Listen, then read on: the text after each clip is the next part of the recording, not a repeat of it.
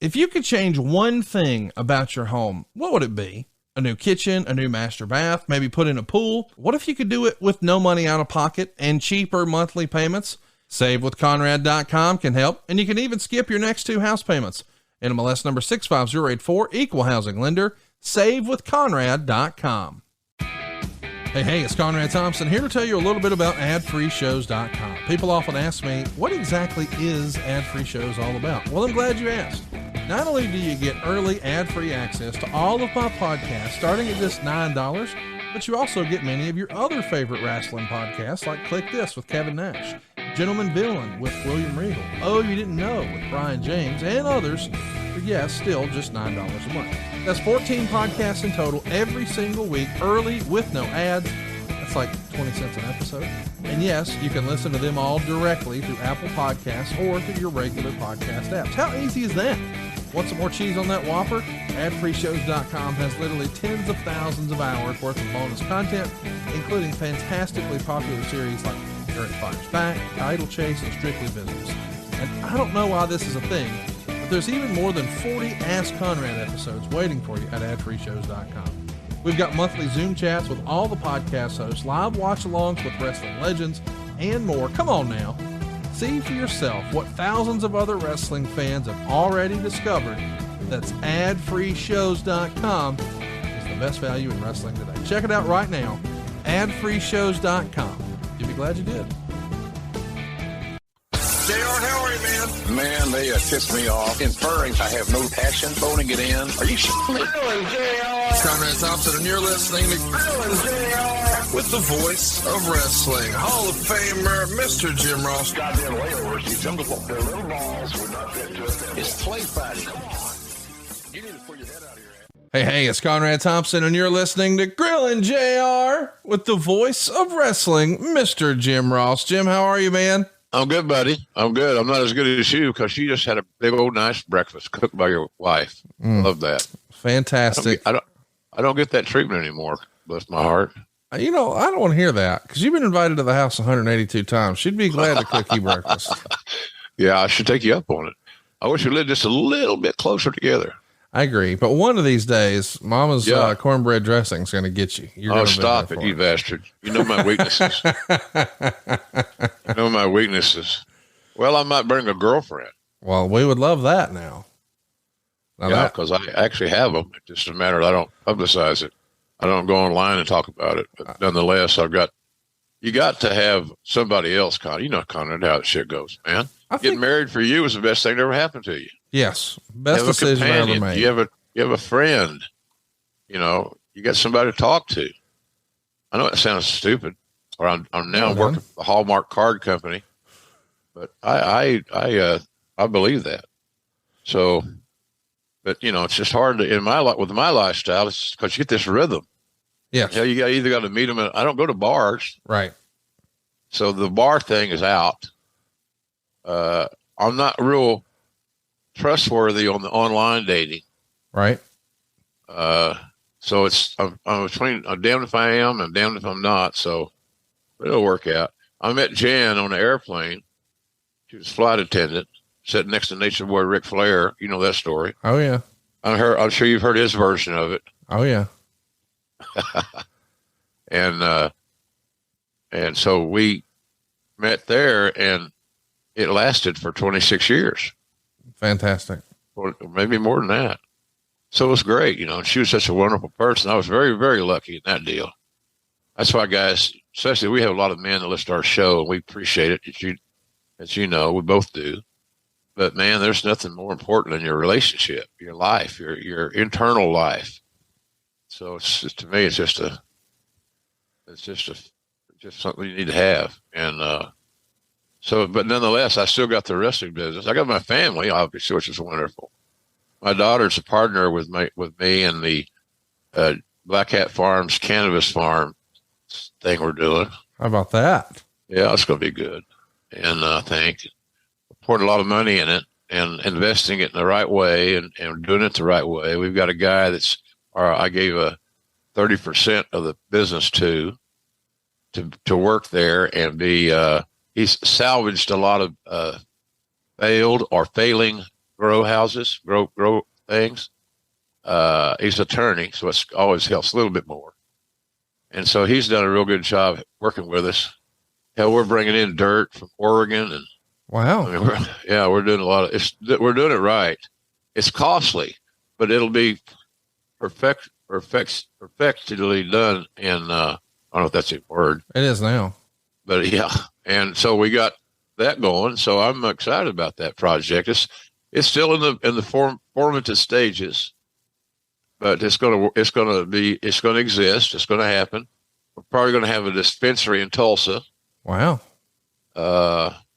Little shop, where you can buy our products and other stuff. So we're looking forward to that. So it's kind of a fun thing to do with my daughter. She's had some health issues. God bless her. She went through a fucking divorce. This no nut husband she had.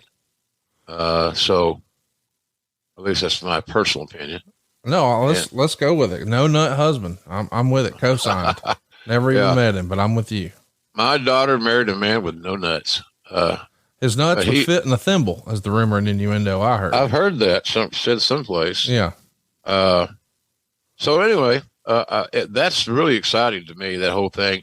And my thought was, these kids are going to end up doing pretty well financially. My two daughters. I would think so.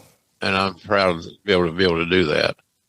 But I wanted to do something while I was still alive that would let me participate, if nothing else, emotionally, in the development of this project. It's just really good. So we got good staff. We're doing it the right way. Everything's going to be grown indoors. You get about 3 crops a year that way, I think. So it should be fun. And there's so many products that are derivatives of your grow, your plants. And we're finding out every day that there are more reasonable and realistic ways to utilize the product. CBD is a huge deal. Oh yeah. And they're finding out this, you can help sleep and relax and all these things. It's not just about smoking a joint and driving down the street to the Sonic. Right. And getting a Route 44 Diet Cherry limeade. So I'm really excited about it, and she's excited. And she needed a break. She needed some success. She needed a win. And so I think Daddy has helped her provide a way for it to get a win. And so anyway, I could talk about her little project. I love her. She's my youngest daughter. Oldest daughter is the LPN, what do you call them? She can write scripts and give shots and all those things, which I never dreamed would ever happen. And so she's doing real well. But at the end of the day, they're all going to do fine. But I wanted to be able to help Amanda while I was still here. I guess I'm being, enthusiastic or optimistic that I'll still be here when that happens. But that's my goal, man. Of course you're going to be there. Come on now. Help those kids, brother. Got to help those children. Well, so anyway, there's that. And I talked too long about that. People don't tune into this show to hear. Yes, they do. They tune in to hear about you, baby. Come on now. So, I appreciate it.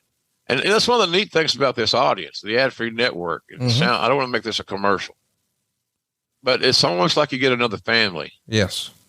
And I get, I know that a lot of these folks follow me on Twitter, which I appreciate.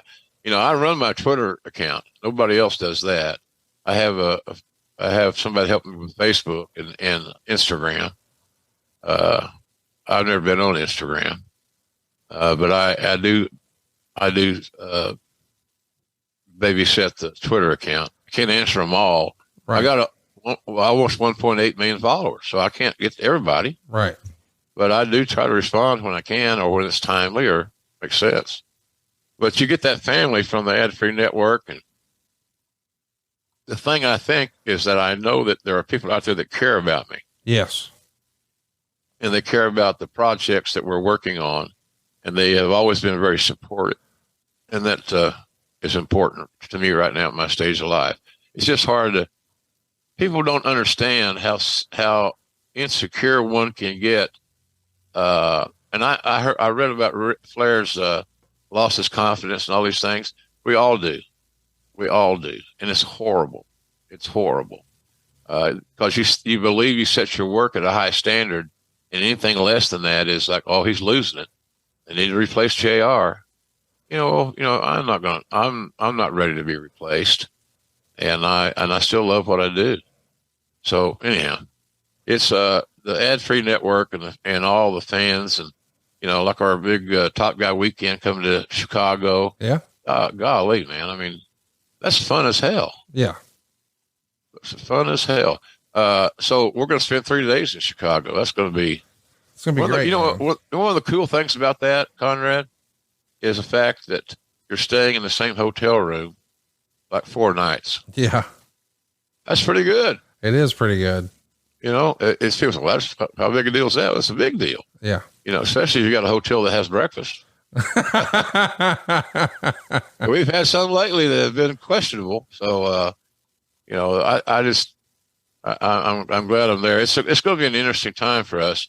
I don't know that as a booker that Tony Khan has had a bigger, these next few weeks, the last week and the next few weeks leading through the pay-per-view, he's never had anything bigger challenging him than that. Because what do you do? What do you do? So I'm anxious to see what the Brain Trust comes up with as far as creative is concerned. And I have confidence they'll do well, but they have a lot of options. They have a lot of ways to go. Do you reincorporate MJF? What do you do with Punk and Moxley? How long are they going to be ripe on the vine? All these things. And most bookers would probably embrace everything I just said. Yeah. Because it gives them so many different ways to go. And, hell, I didn't even know that Punk had an issue with our cowboy. Hangman Adam Page. Hangman, that part of that interview the other day was like, what? Did I miss something in the production meeting? Of course, we don't go over the promos in a production meeting, which is good. And nobody writes Punk. Nobody writes anybody's promo. You just go do it. You're hanging out with some friends and putting back a few drinks, and a few becomes a few too many. As the evening comes to an end, you and your people start to head out, and you think of calling for a ride. Nah, you live nearby. You can make it home okay. It's no big deal. What are the odds you'll get pulled over anyway? And even so, what's the worst that could happen? Your insurance goes up, you lose your license, you lose your job, you total your car, you kill someone. Everyone knows about the risks of driving drunk. The results are tragic and often deadly. However, that still doesn't stop everyone from getting behind the wheel while they're under the influence. That's why police officers are out there right now looking for impaired drivers on our roads to save lives. So if you think you're okay to drive after a few drinks, think again.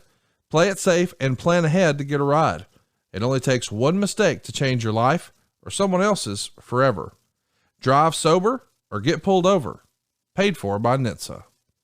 You know what's interesting to me, Jim, is, and obviously I'm not there, I'm on the outside looking in, but people spoke about, this quote unquote controversy in such a way where it was like, I don't know, kind of a head scratcher for me. Like, guys, is this really new? Like, there's been personality conflicts in not just wrestling, but every business since the beginning of time. Hell, my business right now has some personality conflicts. So-and-so don't like so-and-so. So what? See you tomorrow. It just feels a little of this is like a non-story to me, kind of. Yeah, I'm with you. I think we're overreacting, and it's all I believe, and I'm not blaming anybody. I just think it's just the lay of the land is that when you have, the social media business has affected this whole matter we're discussing. Yeah. Immensely. Mm-hmm. Immensely. It's there. It's handy. It's easy. It's immediate. And if one guy sends out a tweet, which are always usually negative. God damn, I'd love to read something where someone says, thought you did a good job on Wednesday night. Keep up the good work, or something along those lines, I'm being facetious somewhat. That'd be better than how bad something sucked. Yeah. And then you get one favorite or one retweet out of that, and all of a sudden it becomes significant news. Yes. And, then I've gone on there and looked at people that have blasted my ass, which is fine. That's their prerogative, like I said. And they got 100 followers. They're not even hardly on the radar. But we take their opinion, maybe we should. I don't know.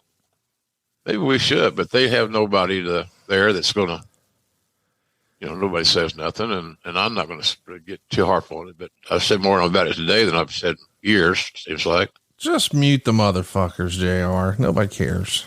Yeah. You're Jim Ross. When you mute them, what does that do? It means, they can still see your stuff, but you can't see their stuff. Cause a friend of mine says, I don't have any room for my carry-on for negativity.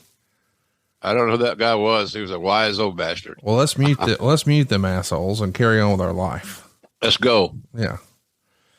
But by the way, as we do that, we're going to do it with a grin on our face because we've been to jrsbbq.com. I don't know if you guys are aware, but it's grilling season, baby. And they got something for everybody over there. Multiple sauces. My favorite is the all-purpose seasoning. We still use it on a nearly daily basis at my house here. I love you. Can't recommend it enough. It goes great on everything, not just your chicken or your steak or whatever, your pork. Megan puts it on eggs because it's awesome. Go check it out. Girl. jrsbbq.com. Yeah, she makes great decisions. And even she knows you can get a good deal over at jrsbbq.com. And listen, I understand a lot of times people make their first order and they think it's a novelty and it's something to put on the shelf. Hey, do that too, but order 2 bottles. You're going to want to use one and you're going to be in a reorder circumstance because you're going to love it. I know I do. It's jrsbbq.com. Yeah. Thanks, Connie. It's good stuff. It's, I went to the Steelers game the other night with Jacksonville here in Jacks. And, of course I was thinking about Jan because she was the biggest Steeler mark in the world. Yep. And, Britt Baker was there. She's another major Steelers mark. But I was just thinking how much fun Jan would have with all these young talents, including Britt, who's young, but still a Steeler fan and a female. How much fun Jan would have here in this suite attending this game. She'd been in Steeler heaven. I think of those times more. I think of a lot of stuff right now. So it's all good, man. I'm with you. Let's just mute the son of a bitches and move on and let them say what they want. Yeah. Express their First Amendment rights and all that good shit. And try to have a good day. Just try to like Mick Foley here. Try to have a good day. By the way, Mick's podcast on your network is good. Thanks, man. I appreciate it. He's having a lot of fun. Foley is Pod is the name of it. And tomorrow you're going to have an episode where we talk about Vengeance 2007, which unfortunately is also going to include some talk about the dreaded Benoit topic, the silly Vince McMahon blowing himself up in a limo piece of business, and a pretty brutal kick from Booker T that had Mick Foley hurting for certain in an interesting 5-way main event, Vengeance 2007. So stay tuned for that tomorrow. But today, our topic is maybe one of the biggest, most important SummerSlams in history. And I don't think people talk about it nearly enough. Well, here we are though, the 20-year anniversary of SummerSlam 2002, a highly regarded show at the time. And now today it still holds up. The two main things, of course, are the return of Shawn Michaels. He left after WrestleMania 14 in 1998. Here he is more than 4 years later, arguably the greatest wrestler of all time. And he's not sure if he still has it. He's going to find out in a pretty incredible matchup with Triple H. And then of course we've got Brock Lesnar and The Rock for the world title. Now, of course, The Rock is going to go off and become the world's biggest movie star. Brock is about to become the youngest world heavyweight champion in WWE history. Lots of fun stuff. I mean, 2002, I don't think creatively is remembered for being a high point, but this is such a special SummerSlam. It's got to be near the top, Jim. Yeah, it's hard to find one that meant more, and on several fronts. You mentioned Shawn Michaels coming back. I had kind of helped babysit that deal for 3 or 4 years, what the hell it was. He was on my budget. I mean, he was still somebody that I dealt with as head of talent relations. You don't lose touch with your talent. And silence is not golden. in wrestling. Yeah. You have to communicate, and not returning a guy's call promptly, things of that nature, little things that may seem insignificant or not to a talent. So I was looking forward to that so much. You know, I told him, I said, I just want to get you back, and just because he had become very, very religious. He'd had a whole new awakening. He had a different outlook. He spoke differently. He acted differently. I said, you know, I could use you in the locker room. Young guys are going to listen to you. Yeah.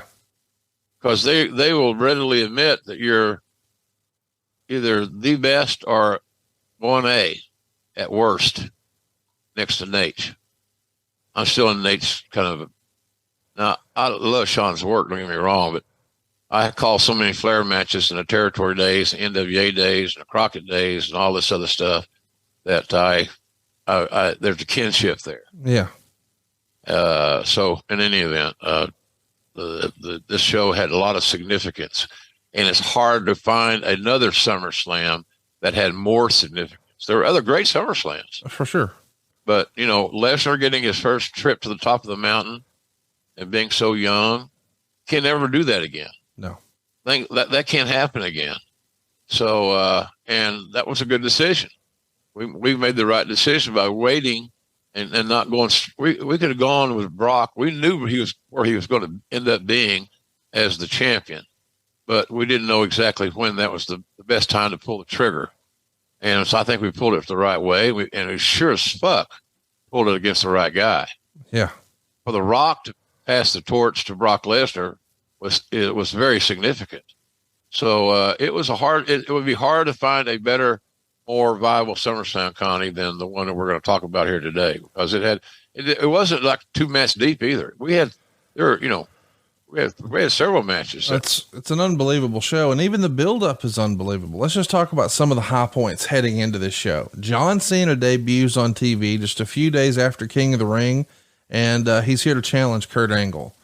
Undertaker and Jeff Hardy had their super memorable ladder match to main event the July 1st Raw. I still remember where I was when that happened and your famous call. And then we see Edge and Hulk Hogan win the tag titles from Billy and Chuck on a special 4th of July edition of SmackDown. And of course, that's Hogan's last piece of hardware in WWE history. Famously, Kevin Nash is going to tear his quad on his first match back on Raw on July 8th, and the NWO angle is disbanded. Of course, that sucks for Nash, but it's probably a blessing in disguise. This NWO in the WWE thing really wasn't doing gangbuster business. Eric Bischoff comes back to become the on-screen general manager on the July 15th Raw. Guys, this is all the same freaking month here. It's unbelievable what's happening here. And Stephanie McMahon decides to become an on-screen general manager for SmackDown. And it feels like that would be a natural opportunity for Vince to maybe take a break from TV. Do you think Vince thought he was overexposed at this point? I think he did. Yeah. And he was also, he realized that the day-to-day responsibilities of being the chairman of the board of a publicly traded company is amazingly time consuming. And it also put Stephanie I thought it was a perfect booking for her. Stephanie next to Vince was the best heel we had. Yeah. At times, no doubt. So, I think Vince probably just needed a break in that regard to take care of other items of business that he was involved in. He still came to every TV. He still was writing television and all those things. He just wasn't on screen. And I think, like I said, all for the best reasons. You know, JR always says that the number one character trait he looked for when he was running talent relations was reliability. Well, when it comes to my car and reliability, rockauto.com is all I need. I learned a while ago that these big stores have different price tiers. They give mechanics, professional mechanics, like a half off discount. I have to pay twice as much as they do. That don't work for me. rockauto.com has everything I need. They've got multiple manufacturers, different specs, different prices, but those prices, they're always reliably low, and the same for everybody. But they really do have everything. Don't take my word for it. Go check it out for yourself. rockauto.com. You'll find engine control modules, brake parts, tail lamps, motor oil, even new carpet, not just for classic cars, but your daily drivers too. You got something wonky on your wife's van? No problem. RockAuto.com can help. Maybe dad's having trouble with his old classic vet? No problem. RockAuto.com can help. Even my dad can navigate the website. It's so easy. You'll see all the parts available for your vehicle, and then you choose the brands, the specs, the prices, whatever. I can't recommend it enough. I want you to go right now to rockauto.com, see all the parts available for your car or truck, and write JR in their "How did you hear about us" box so they know that we sent you. It's an amazing selection. It's reliably low prices. It's all the parts your car will ever need at rockauto.com. We also have the Un-Americans come around. This is Christian and Lance Storm. They ultimately beat Hulk Hogan and Edge to become the tag champs. Rob Van Dam is going to beat Brock Lesnar by DQ, so Van Dam will keep the IC title. And afterwards, we see Lesnar and Kurt Angle have their first on-screen interaction backstage in a stare-down type scenario. Eventually, Triple H would join Raw in a segment with Bischoff and Stephanie after Shawn convinced him to be with him on the same show. And it seems like Triple H is going to sign with Stephanie on SmackDown, but here he is on Raw. We also see Rock and Angle for the Undisputed Championship with Undertaker. It's a great triple threat match. There's just tons of moving parts here, and it is a crazy summer for the WWE. But one of the big changes, if you've been a longtime fan, I guess the belt hadn't been around that long, the European title, no more. It was unified with the IC title when Rob Van Dam beat Jeff Hardy in a ladder match. And I guess on some level, how many quote unquote mid-card titles do you need, right, JR? Yeah, no kidding. We're facing that right now in AEW with the 6-man titles. I just believe that you have to be very careful on how many titles are represented on your television, because dilution is a very prevalent thing. Yeah. You can get overexposed very easily. I don't know. I don't want to belittle anybody or their opportunities to earn a championship and earn more money and earn a bigger place on the roster and all those things. I don't.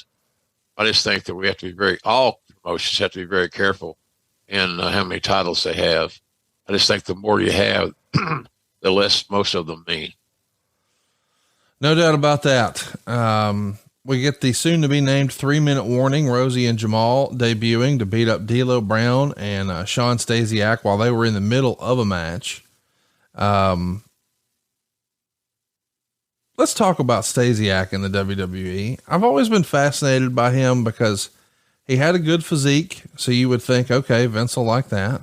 Yeah. He was certainly a legacy performer. I mean, his dad is to this day a major WWE legend and just wrestling history going back even that really predates Vince, but his father, and it never really clicked, or so it didn't feel like to me. Why do you think Stasiak didn't have more success in the company? Personality, lack thereof. Okay. He had the inability, or seemingly, to connect with the audience. Everything he said about him is true. Smart kid. I think he's a chiropractor now. That's right. That's right. Down in Dallas area. So pardon me. But connecting with the audience was something he never could conquer. And that's what, that's what I think was his biggest issue. He just couldn't connect, and so it never worked. But other than that, if you could have found his personality, and a personality that was more natural and one that would connect to the audience, I think that he would have done a whole hell of a lot better. But in any event, he had everything going, but that one magic thing, charisma, and you can't manufacture it. You can do 100 vignettes, and if they're not good, people aren't relating to them, they're meaningless.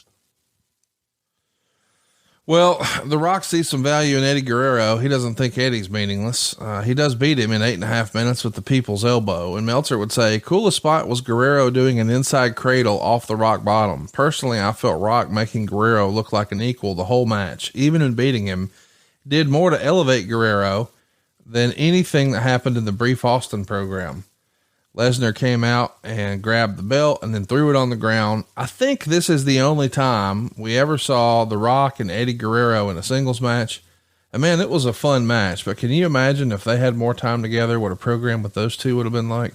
Yeah. And you're right. And they liked each other. You know, they had that similar background. They're both, you know, multiple generation talents. You know, Rock's grandpa, you know, we've told this story a million times. The grandpa, the Rocky Johnson, the dad. So the Guerreros had the same basic lineage, multiple members of their family earning a living as stars in the pro wrestling business. So I think that Eddie and Dwayne bonded over that. And I think it helped them be comfortable with the match. You know, and, you know, Rock was not the kind of guy that's going to call the whole match. They're going to get together, set things up, but Eddie was going to have a viable part of that game plan and how the match is going to go down. So I thought they had great chemistry, as you do. And when you stop and think about it, you think, well, maybe how the hell could they not have? They're both in the same background. Right. They both grew up in the pro wrestling business. So why not? And both are so athletic, but I think Dwayne was very cooperative, very giving in that match, as he should be. And it put a shine on Rock. You know, there's the old saying, it's been around forever. Some guys go over and some guys get over. Well, Rock went over and Eddie got over, in my opinion. I was really proud of both those guys. We also see the television debut of Rey Mysterio. He's going to debut on TV, beating Chavo Guerrero on SmackDown. How long had you been itching to make Rey Mysterio a part of this roster? It feels like somebody you would have seen huge money in right away. Well, you know, the story goes, I met with Rey in LA at a WWE event. I don't know if it's probably Raw or SmackDown or something. And, you know, he had like I'm guessing here, so bear with me, something like 4 months left on his contract, maybe 6. And I wasn't going to offer him the same downside guaranteed number that he was getting at WCW. It didn't fit budgetarily. It was too much. Now, could he make more? Absolutely. He can earn more. And that's kind of what we discussed. So my pitch was, why don't you stay home for these, whatever the months, 4 months, 6 months, whatever it is, be with your family, get over some of your bumps and bruises, be a dad, and stay in shape. And then when your contract with WCW ends and that money stops coming in, I'll hire you. And I said, but I'm going to tell you, you're not going to get the same downside guarantee, but if you sign it, if you can stay healthy, you're going to make a whole hell of a lot more money than that. And it was hard. I think it's hard for talents to believe that pitch, that, you know, I'm going to sign you for X, but you're going to make 2X. Chris Jericho was the same way. I signed Chris Jericho for a fraction of what he was earning at WCW, and all of a sudden he's blowing it away, Conrad. He's making, 2 or 3 times his downside guarantee. Right. Then a year later, he's in a 7-figure range. So if you stay healthy and you get over and you work your ass off, you can make a lot of money. And there's nothing wrong with that concept. Well, it shouldn't be that stringent. What? Just go out and do your thing, and we'll pay you fairly, and you'll make a lot of money. So that's kind of what I told Ray. And so it had been a long time coming, I guess is a short answer to that question. I was very anxious, and I had a hard time getting him. Vince was not sold on it. He wanted to rename it. I think Ray was one of the top contenders for the title of Mighty Mouse or something. Yeah. Vince wanted a small superstar that could overcome all the odds. And his analogy was the old cartoon character Mighty Mouse. Yeah. Because Mighty Mouse was little, but somehow he was powerful and he overcame the odds, et cetera, et cetera. So that was my in to get Vince interested in Ray, even though we all knew, and the talents all knew, he was a fantastic worker. So that was kind of how that worked out. But I was very excited to finally, we're done. Contracts are done. Ray's healthy. He's ready to roll. So let's go roll. And that's what we did. And look, Ray's still being booked. He's still being booked. Yeah, it's working out. So some of those assets that I signed are still being used. Yes. How about Edge? He's still being used. Yeah.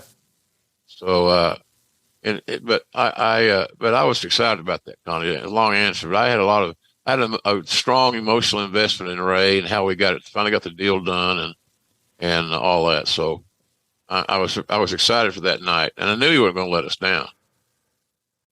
Hey guys, sincerely, we have a lot of fun talking about Blue Chew on my shows, but I want you to know it really, really works. JR uses it, I use it, and you will too. If you haven't tried it already, what are you waiting for? You've been hearing about Blue Chew in our show for a while now, so what's the holdup? BlueChew.com is helping guys needing extra confidence in the bedroom because of things like stress or anxiety or age. But here's the deal. It's not just for guys who have a problem. It's for guys who want to put on a show. And if you're listening to this show, you have a warm spot for nostalgia. Well, your partner does too. They remember how things used to be. Let's go feel like we used to. Blue Chew is a unique online service that delivers you the same active ingredients as Viagra and Cialis, but in chewable form and at a fraction of the cost. Because Blue Chew is an online prescription service, it's also cheaper than going to the doctor and, a lot less awkward. And there's no waiting in line at the pharmacy. It ships right to your door, all in a discreet package, and it really is that simple. You sign up at BlueChew.com, you consult with one of their licensed medical providers, and once you're approved, your prescription shows up to your door in a few days. And the best part, again, it's all done online. Now, Blue Chew's licensed medical providers will work with you to find the right active ingredient and the right strength for your prescription. And if you don't like swallowing pills, well, that's no problem here, man.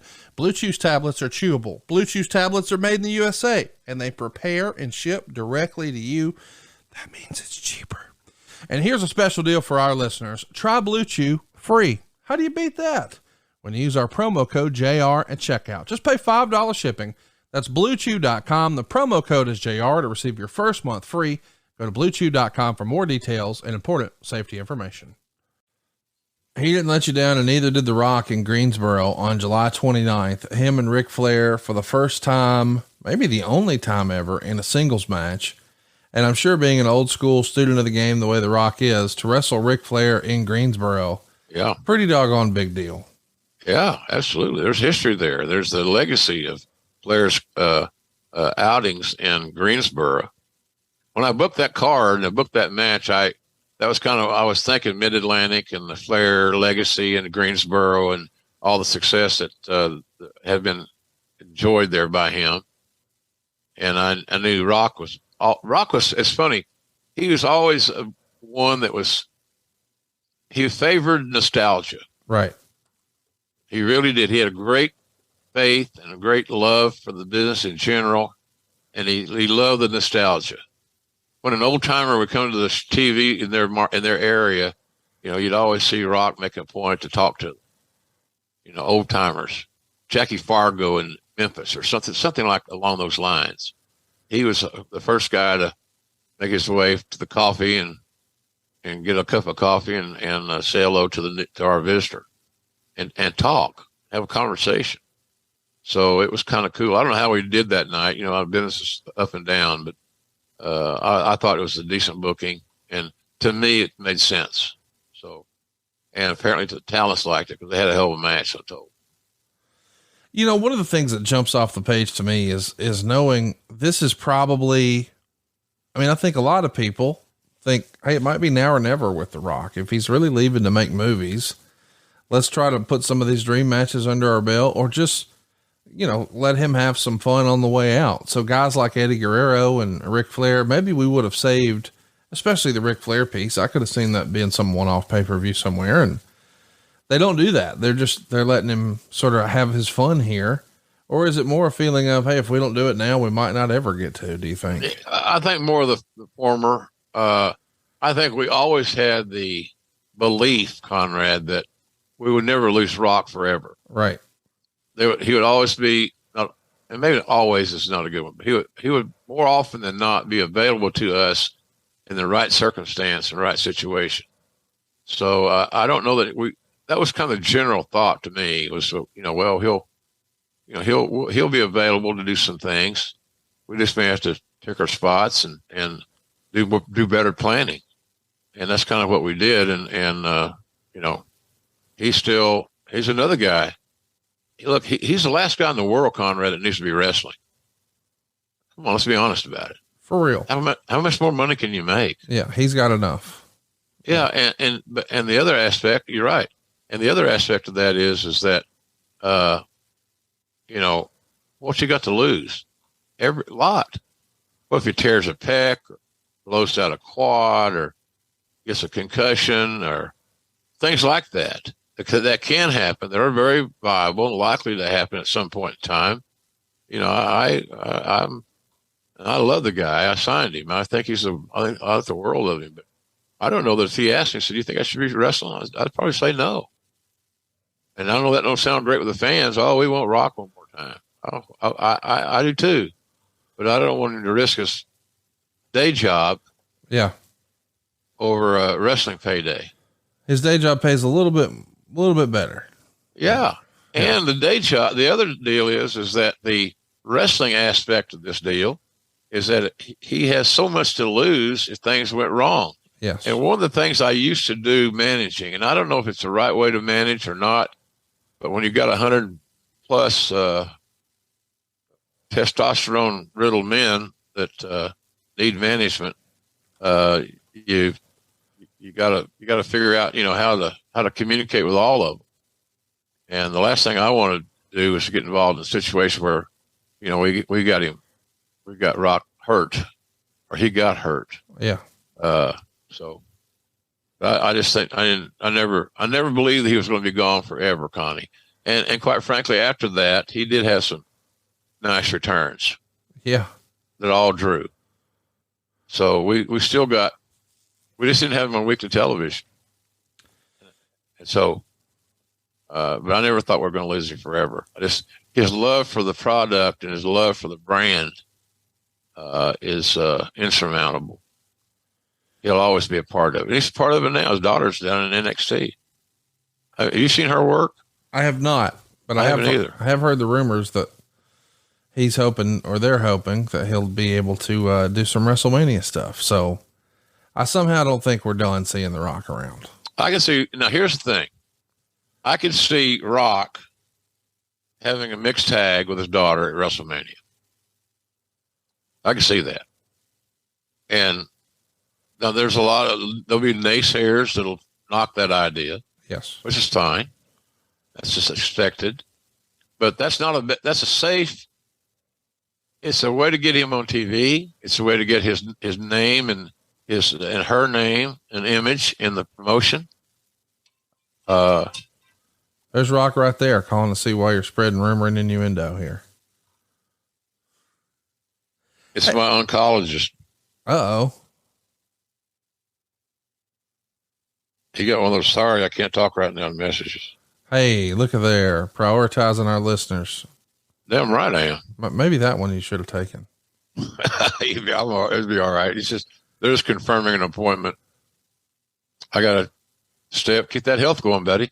How is that going? Everybody who follows you on Twitter has, and Instagram has seen the slow but steady healing process. Are we looking better? We feeling better? We happy? Tell us what's going on. Well, I've got new medicine, new salve or balm. And it's a new treatment, and I got some new pills from my oncologist that are helping. So my wound is healing. It's still tender as shit, but it's healing. It's getting better. So I'm happy with that. I'm happy with the outcome. It's just I got to keep it clean and keep it wrapped and all that stuff. But I'm sleeping better. I'm being able to sleep all night now, which is the first in a long time without becoming in a medical, a self-induced coma. So I'm doing pretty good. So I'm feeling good, Connie. Thank you for asking. And it's just a matter of time and getting it healed up. And it's just going to take a little bit more time. He told me the other day it may take a year. which would be November, December area. So if that's the deal, I'll take it. Just get me healed. Let's get this. I'm tired of the pain. I'm tired of it, living with it every day. You know, that's one of the great things about doing AEW TV is the fact that I can at least get my mind on that. Yeah. When we go do TV, and I love that because it takes my mind off all my issues, and I can just have fun. But it's doing better. It's doing better, and I'm traveling still tough. You know, I'm sold now on compression socks. You ever try compression socks, Connie? No, but I've heard you brag about them on social. Yeah, and here's the deal: on Facebook, they got up to 5X size. I use a 3X because my calves are fat. But so I'm living on those compression socks, and I will tell you, if you haven't tried them, it's a thought you should consider. Makes a difference for travel, huh? Oh shit. Yeah, absolutely. It helps me a bunch. And I think anybody that uses them will probably tell you the same thing. It's not a fashion statement, but it certainly is. It's helpful, and it's helped me a lot. So as your friend and someone that loves you at your size and my size, get some compression socks. Yeah, and you can order them online because it's hard to find them in a CVS or something that actually are the XLs. I got you. You're going to need you're going to need an XL or 3X or whatever the hell you need but a big boy one. I got you.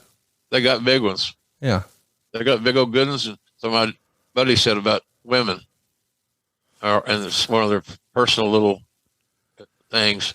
There's big old good ones and good old big ones. So there you are. More wisdom for the camp in Shea Arlen. More wisdom. But speaking of wisdom, let's drop a little bit right now. Chili Sleep is another sponsor that we love bragging about on this program. I got to tell you, that's good stuff, man. Slept better than ever last night. It's because of the Chili Sleep, man. Yes, I've got a good mattress. Yes, I've got a good pillow. But man, I used to fuss and fight with both of them, trying to keep my temperature regulated. And I like to sleep in a cold room.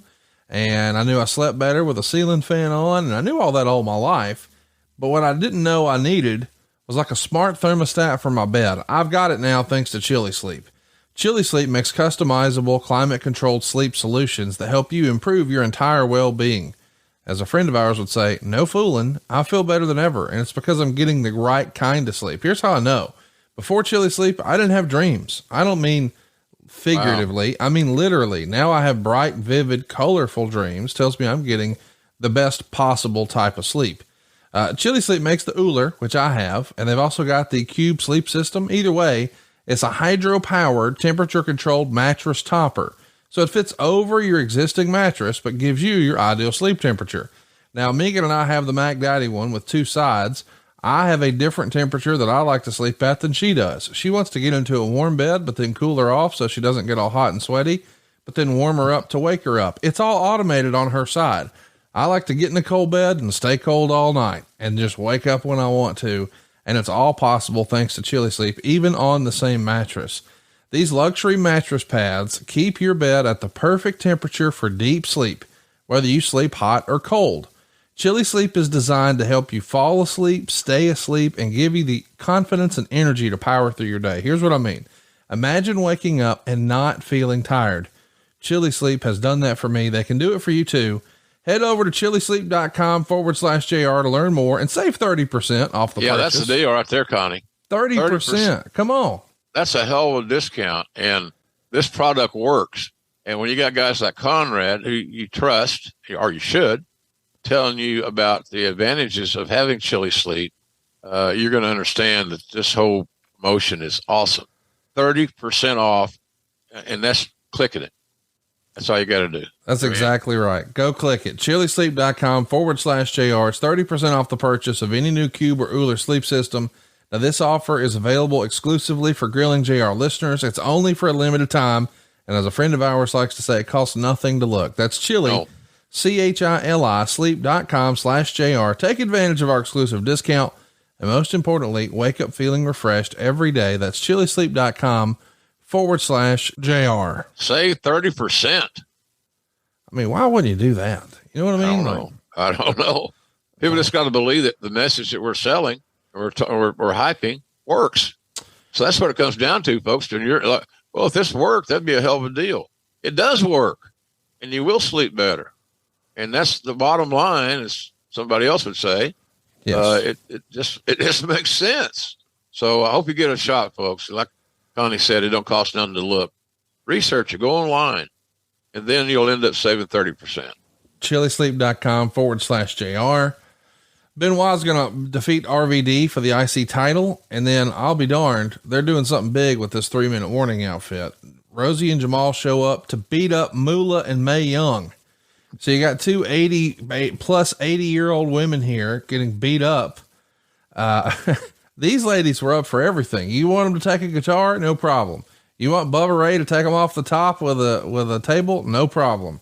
How about Rosie and Jamal just come kick the shit out of them? Sounds good. Unbelievable what these ladies were going through every week. Yeah, they were superhuman, quite frankly, especially Mae. That you couldn't get aggressive and physical enough to suit Mae. Mae Young was just, we're doing this movie of Millie about Mildred Burke, and the final draft's in, and we got financing, and we're going to probably shoot it in Savannah.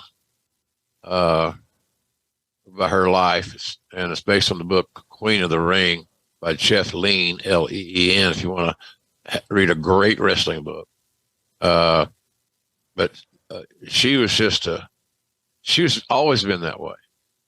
Mae, if Mae could have wrestled only men, she'd have been ecstatic because they were stiffer and more firm, all that stuff. But the boy Mae was up for anything, no matter what it was, giving birth to Mark Henry's hand, or what was that? Was it his hand? Yeah, he had her, she had his hand, baby.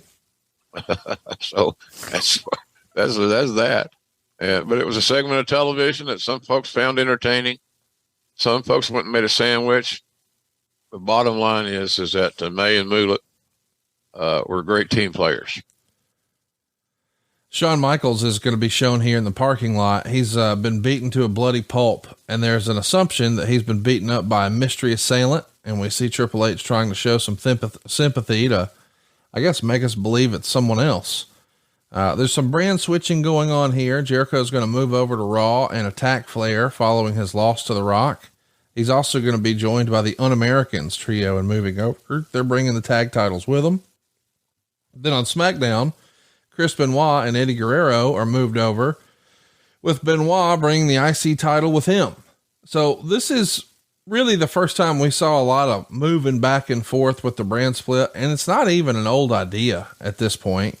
And we're already not able to really stick to the initial concept.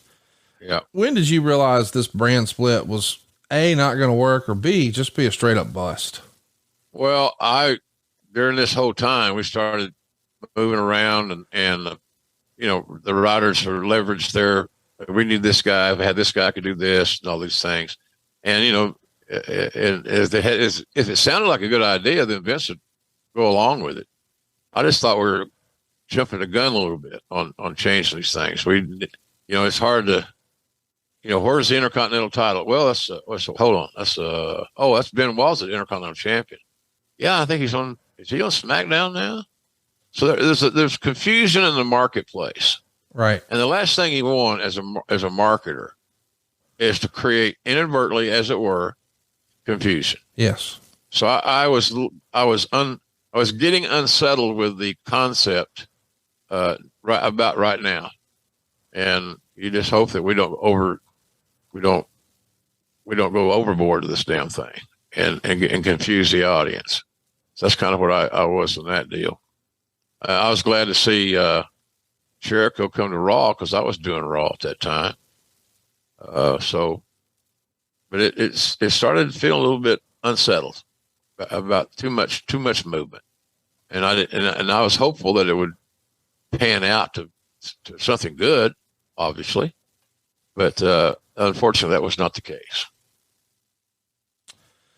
The next Raw is the big reveal of Triple H as the mystery attacker of Shawn. That essentially confirms their match of SummerSlam. Meltzer would say this: the whole show was built around Triple H playing badass on all the heels, leading to the revelation it was he who destroyed Michaels at the end of the show. It was a scenario I've seen in similar form dozens of times in wrestling, where the young heel insults the old legend, leading him to come out of retirement, not for a wrestling match, but for a fight one last time.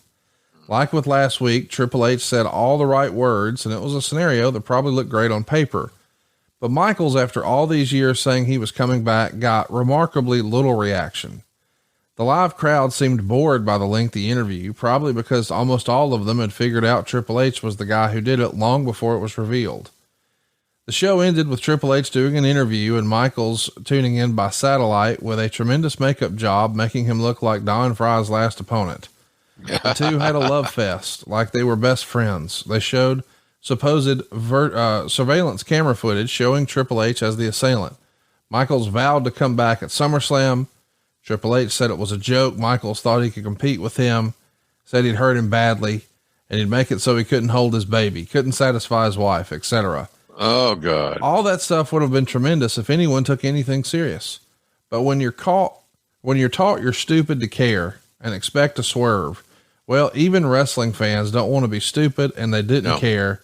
Even though I thought it went a little long, it was well done. So it is, I mean, they try to pull out all the stops for Shawn's return, but I do remember it feeling a little anticlimactic that when Shawn reveals he's coming back, it's done by satellite. It's not done in person. That does feel, that's a problem. Yeah. Should have been done in the ring, surrounded by fans, and you'd got a better reaction for everything. I don't know why we didn't do that. Well, we did that. I don't know why we had to do it by satellite. Well, we have to keep them apart. That's the whole deal. Well, they can't touch until SummerSlam. Because why? Well, that's how we've always done it. And I totally disagree. I was trying to make a little switch there. Should have been done in the ring. And it would have been immensely more successful. Do you wish your team could find some next level talent? Well, when your business needs someone with the right skills fast, you need Indeed. Indeed is the hiring platform where you can attract, interview, and hire all in one place. Instead of spending hours on multiple job sites searching for candidates with the right skills, Indeed's the powerful hiring partner that can help you do it all. You'll find great talent faster through time-saving tools like Indeed Instant Match, assessments, and virtual interviews. With Instant Match, over 80% of employers get quality candidates whose resume on Indeed matches their job description the moment they sponsor a job. That's according to Indeed Data US. And I got to tell you, this is something I've used personally for over a decade. When we have needs at the mortgage company, we use Indeed. And I also like the idea of this new feature they've just rolled out called assessments. Indeed helps star applicants to shine with over 135 assessment tests from cooking to coding. Indeed assessments help take the stress out of the interview process. Your candidates get to prove themselves before the interview. With Indeed assessments, you can select for the skills that matter to you the most. Even better, Indeed's the only job site where you only pay for applications that meet your must-have requirements. Indeed has proven to me that they are an unbelievably powerful hiring partner, delivering 4 times more hires than all the other job sites combined. That's according to Talent Nest in 2019. So join more than 3 million businesses worldwide, including mine, that use Indeed to hire great talent fast. Start hiring now with a $75 sponsored job credit to upgrade your job post at Indeed.com/grillingjr. This offer is good for a limited time. Claim your $75 credit now at Indeed.com/grillingjr. That's Indeed.com/grillingjr. Terms and conditions apply. Need to hire? You need Indeed. It's a shame that it happened that way because boy, people love Shawn Michaels, and Hunter has done an amazing job. You know, let's remind everybody, this is the year where he came back and won the Royal Rumble at the beginning of the year. And now here by summer, after being cheered like crazy in January, he's back to being a heel. And that's probably where he's most comfortable. Wouldn't you agree? Absolutely, without a doubt. He loved being a heel. Yeah. And he was really good at it. Talents usually love to do things that they perceive they're really good at, and I don't blame them. I think that Hunter became a better heel, and he was a great heel, really a great heel. And but I also believe that Shawn is that amazing baby face. Here's the thing. No matter how we dissect the build, we all kind of knew or felt that the Shawn Hunter match is going to be spectacular. And they delivered in a major way. No doubt about that. It was a fantastic match, and we're going to talk about it. We're also going to talk about Rosie and Jamal beating up the ring announcer Lillian Garcia. I mean, nobody's safe from these boys. Do you think the use of a ring announcer, it feels like something you would have been down on? It feels old school to, like, nobody ever touched Gordon Soley, right? Right.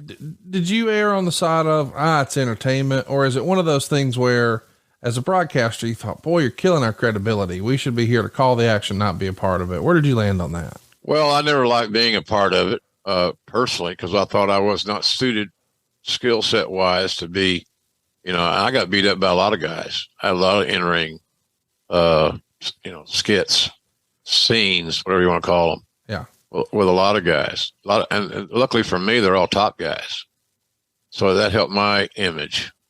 I'm getting beat up by Taker or Kurt, kissing Vince's ass. Bischoff hit me with a cinder block. Arn Anderson made my blade, and I got color. I can't remember all the guys. There's tons of them, seems like. Austin, probably the most infamous one, where he deviated from the blade and used a scaffold, which I wasn't even aware of, and he cut me like a hog. So I had that experience, and I didn't like him. I just thought it was taking time away from somebody else that could get over and then run with it. Because once you beat me up and you got the juice on JR, we're done. Yeah. Now what? We're done because we're through. So I erred on the side of leave the angles to the talents that can draw money for you, as opposed to not. And so personally, I had some interesting times with it. The thing with Jack Swagger and Michael Cole and all that, Lawler and I. Then I had a tag match in Oklahoma City one time with Lawler against Regal and Lance Storm. So I had a lot of experience in this area that you're talking about right now. I just believe that I was better off just staying in my lane, and I believe this holds true. The thing with Lillian, you got to be careful what you do there, because she's not trained to take bumps, right, or get involved in physicality, and it's very easy to think that, well, this is easy, anybody can do it. Well, no, they can't. No, incorrect. So I'd err on my ridiculously long answer is I'd probably keep everybody in their lane. Yeah. And if it worked out and it's a one-off here, there, or yon, maybe.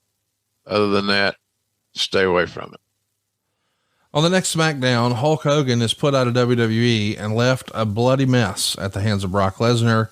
So Hogan's big comeback lasted just under 6 months here. Of course, we remember he came back in February for the whole No Way Out pay-per-view, made some real magic here with The Rock the next month at WrestleMania. But now he's out. Is this one of those deals where he got his Mania payoff and wasn't happy? Is this cash and creative like everything else? I don't know. Yeah, probably. I think he just saw the handwriting on the wall. You're not going to be the top guy. And, but we gave him, he had a good period of time there earlier in that year, especially at WrestleMania 18 in Toronto with Rock. Where do you go from there? Right. I think that's kind of where we were. Where do we go from here now? And I think the general consensus was that we had gotten all the productivity from this old veteran that had horrible back issues, health issues. Maybe we got all the juice out of the vine. I don't know. But I think that was what the idea was, that we'd come to an end. And I think Hogan is smart enough to realize you're not going to be in all the main events.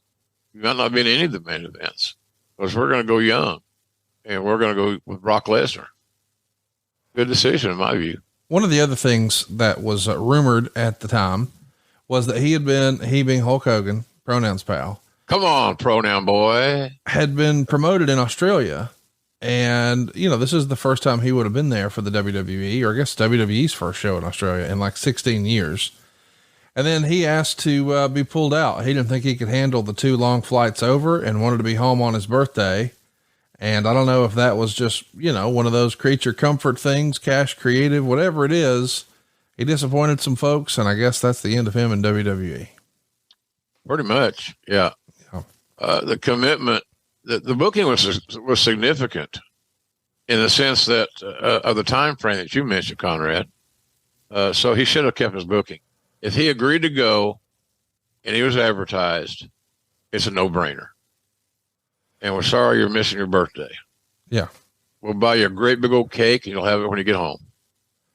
Or over there, you know, in you guys, it would have happened over there. Oh, of course. Of course, it was a big success.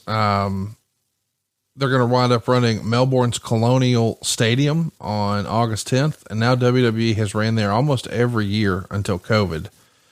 So it was a big show.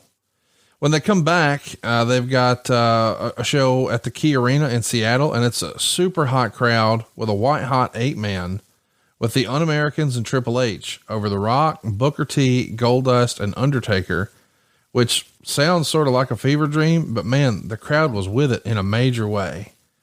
And Taker doesn't lose a lot here. I mean, he does very, very few jobs, but it happens here. And it's kind of cool to see Test kick Undertaker in the face as he's getting ready to powerbomb Storm, and then Test pins him to set up their match, and the crowd's just going bananas. Undertaker doesn't lose a lot, and, you know, take a shot at trying to get a new guy over like Test. Although he's not new, they're trying to move him up the card here. Mm-hmm. This shows you once again, the Undertaker, man, he's all business, all team, do the right thing. You know, what could we do if we had any faith at all? And we did. It waned at times, obviously, for obvious reasons, Test. But having him get a win or pin the Undertaker in that tag, what could you have done any better or more significant to move Test up the ladder, to get his perception more positive? But that's just Taker. A lot of those things, this is going to be, what we just said is going to be a surprise to a lot of fans listening. Because a lot of people weren't aware that Taker dropped a fall in Australia. It didn't sound like a big issue, but it was a big issue at that time, and especially a big issue for Test. We just never got to the finish line with Test, and his drug and alcohol use didn't do him any favors. What could have been, man. Lesnar is going to appear with Heyman as fans in the audience for an opening angle where Lesnar distracts Rock and Triple H lays him out with a pedigree. They try to get the fans to chant Howard the Coward. He's playing a heel ring announcer to set up a probable confrontation with Lillian Garcia. Dreamer is going to get an ECW chant where he's doing his old character in a hardcore title match with Richards. And Meltzer's sort of freestyling what could have been. Quote, "It's amazing how a character that hasn't been used in 18 months and put on a character who was just totally dead not that many weeks ago can get over like that.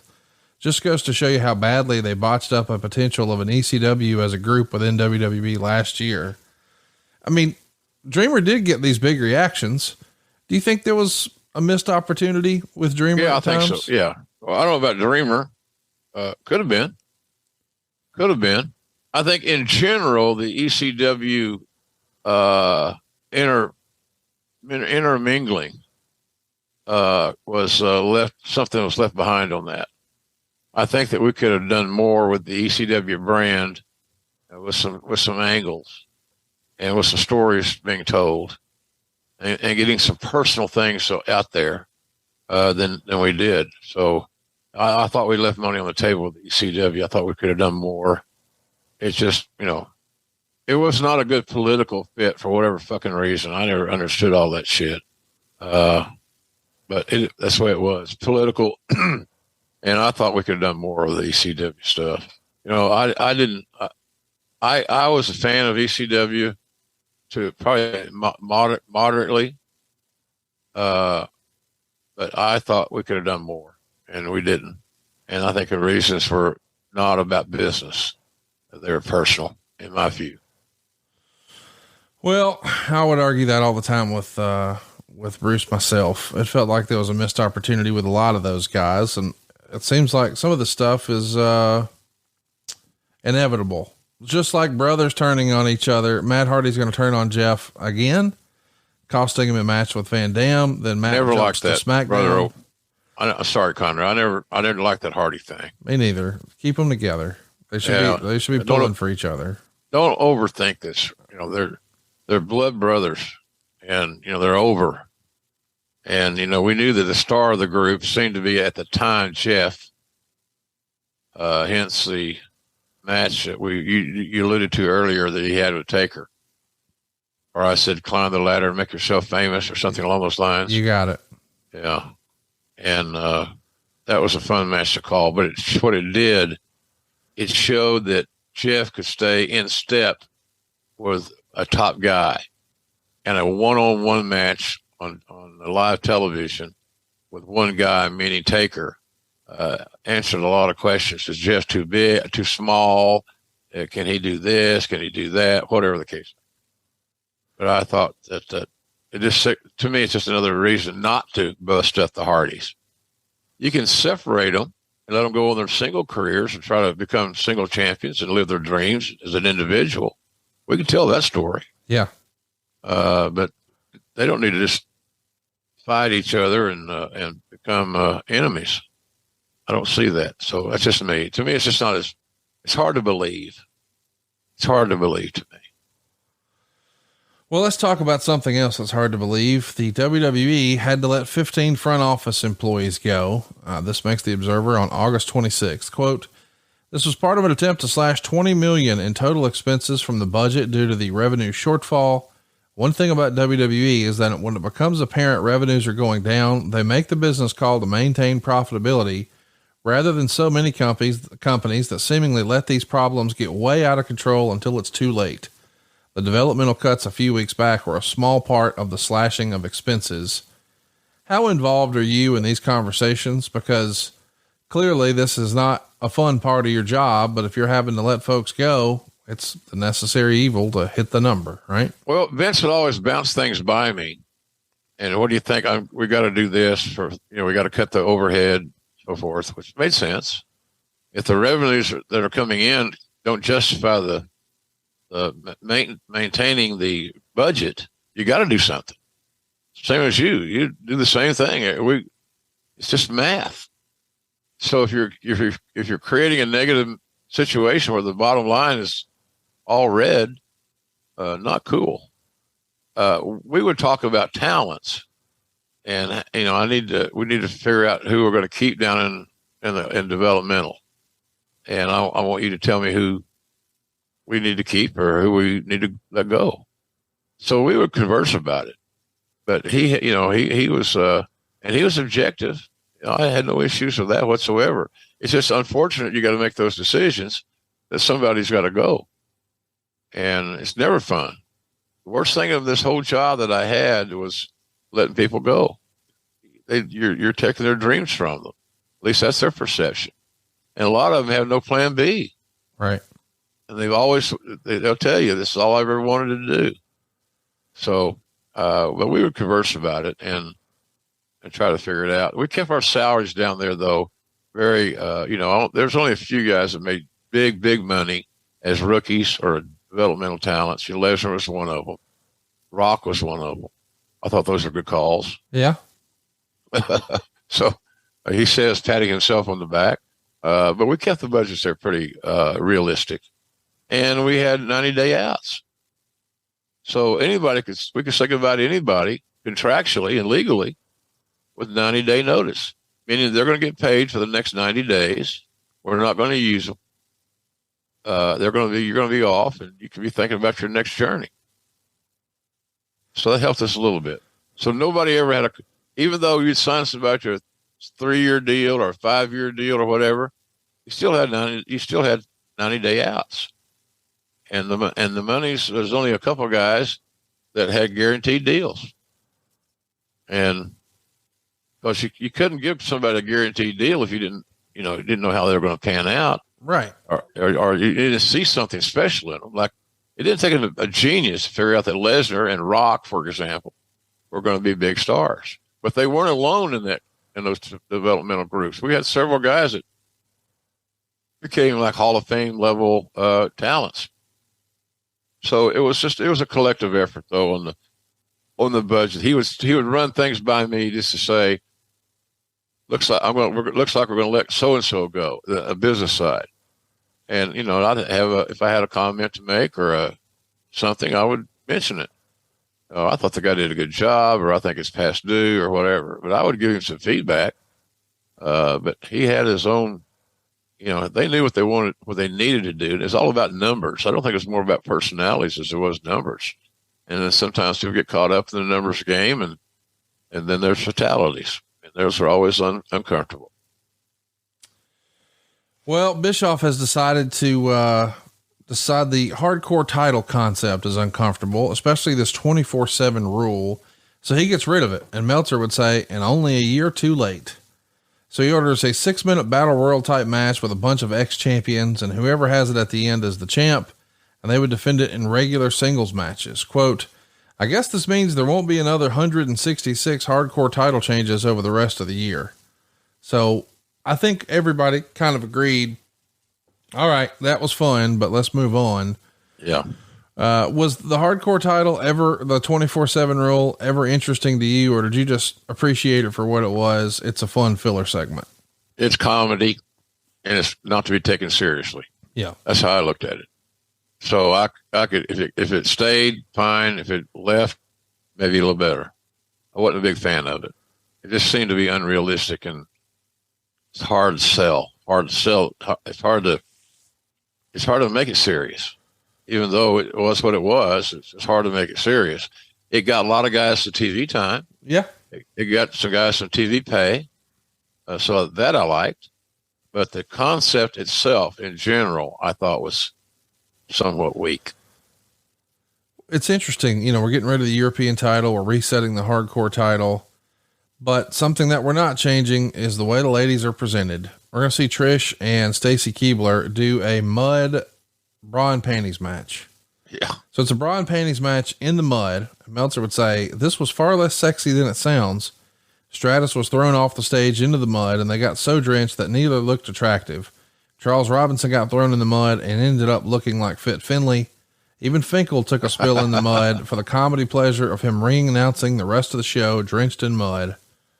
Boy, I know you wrote about it a lot in your book, but Finkel had it pretty rough with Mr. McMahon at times too, didn't he? Yeah. Yeah. Howard was the butt of a lot of jokes, unfortunately. And he loved every minute of it. He may not have loved it down to his core. Right. But he loved being a part of the show. You could throw Howard in the mud every week. It would have been okay. But yeah, it was Howard had some, like I said, Howard was the butt of a lot of jokes. Sometimes it became uncomfortable.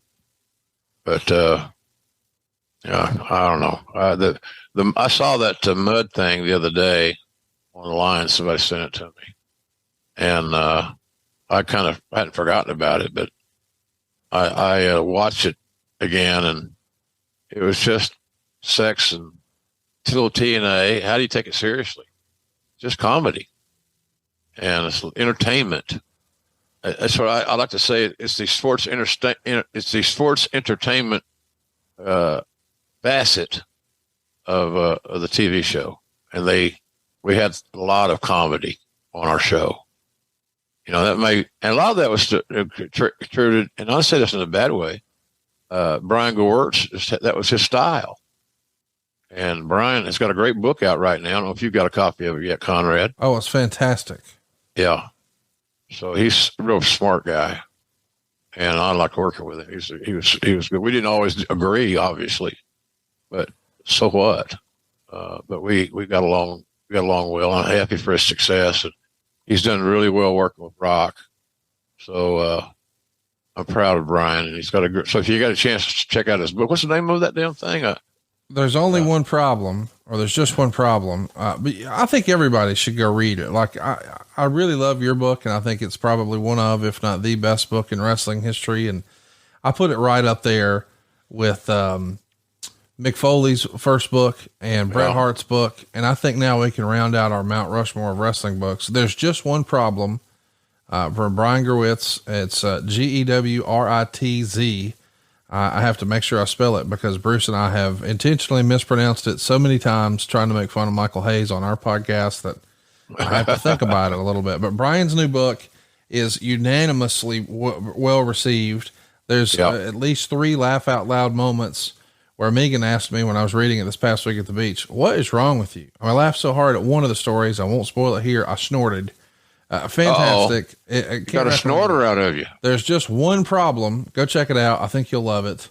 Yeah. If you're a wrestling fan, you'll love it. It's from the most unique perspective, Conrad. Yes. That you could, he was there and he was writing this stuff. Yes. And he became the confidant of The Rock to where that relationship has grown into a full-time living. And Brian did a lot of great things on Young Rock. He stayed there and he lived there in Australia for quite some time, speaking of Australia. And, so the book is this, it's authentic and it's funny and it's not trying to reinvent the business. It's not that. It's just, he's telling you stories that actually have happened and how he came up with the ideas, how he sold it to the talent, all those things. So I'm with you.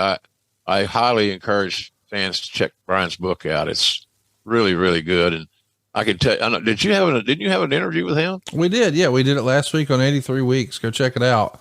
Not 3 days ago show, but 10 days ago show. At the end, we had audio and video of Brian and I having a near 2-hour conversation. Really, really good stuff. Can't recommend it enough. And I wish I could say the same on this go home episode of Raw before we saw SummerSlam. It was just sort of okay. It feels like we're trying to get to a fever pitch, but there's some stuff that maybe doesn't make sense. Jericho's going to come out as a heel. He's going to be working with Flair and cut a promo on Triple H, who buries him again by laughing at everything he said, but not laughing in a good way, according to Dave Meltzer. And it is interesting to see one heel sort of mocking another heel. You would think they would be on the same side. Either way, Flair comes out, puts Jericho in a garbage can. Undertaker's going to be here doing some stuff with the Un-Americans, maybe not selling as well as Meltzer thought maybe he should. Either way, we get to the main event. It's a no DQ main event with 2 of the biggest stars of all time, The Rock and Triple H, and it ends without a finish. So it feels a little nitro in that regard, but we're trying to sell some tickets, baby. Lesnar's going to come out with Paul Heyman. Eventually Shawn Michaels runs in, and when it's all said and done with a crazy, Pier 6 brawl, Meltzer says, luckily, Michael's back seemed to be hurting already. And then he tried a running dive over the top, but he didn't clear the top rope.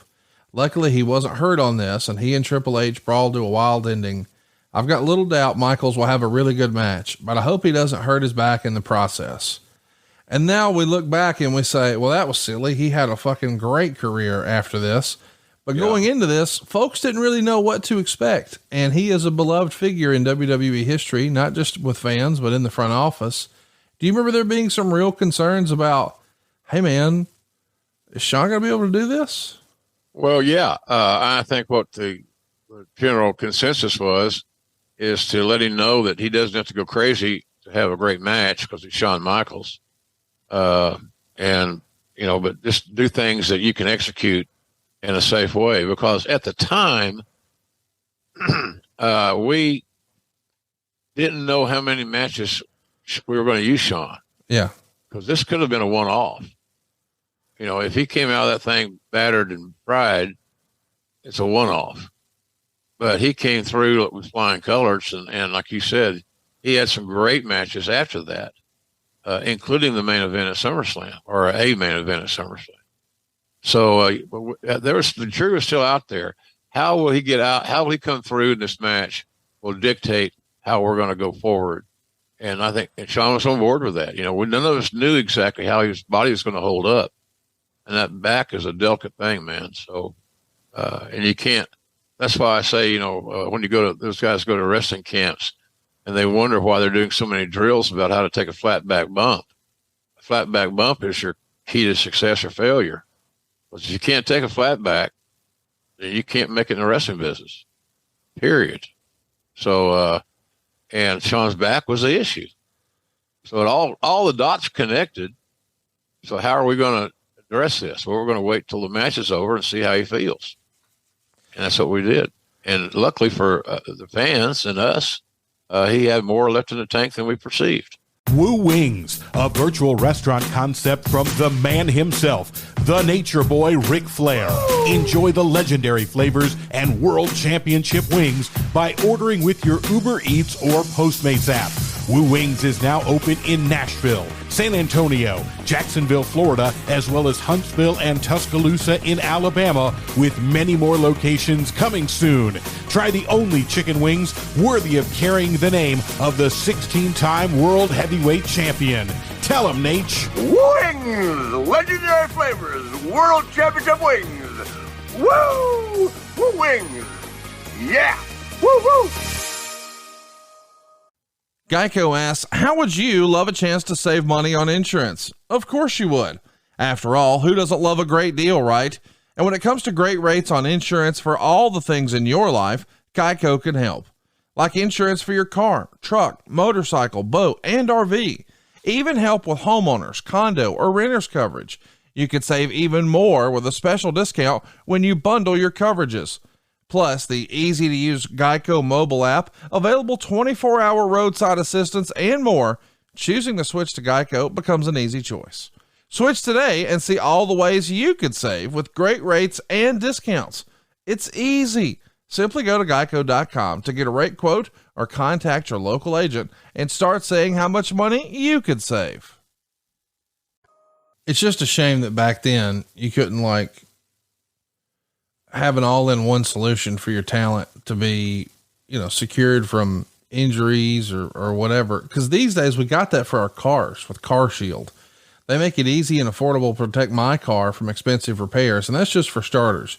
This is the most common sense. Yes. Advertiser that we have on our show. They're big time. They're global. You see their commercials on television. This is a big league company, folks.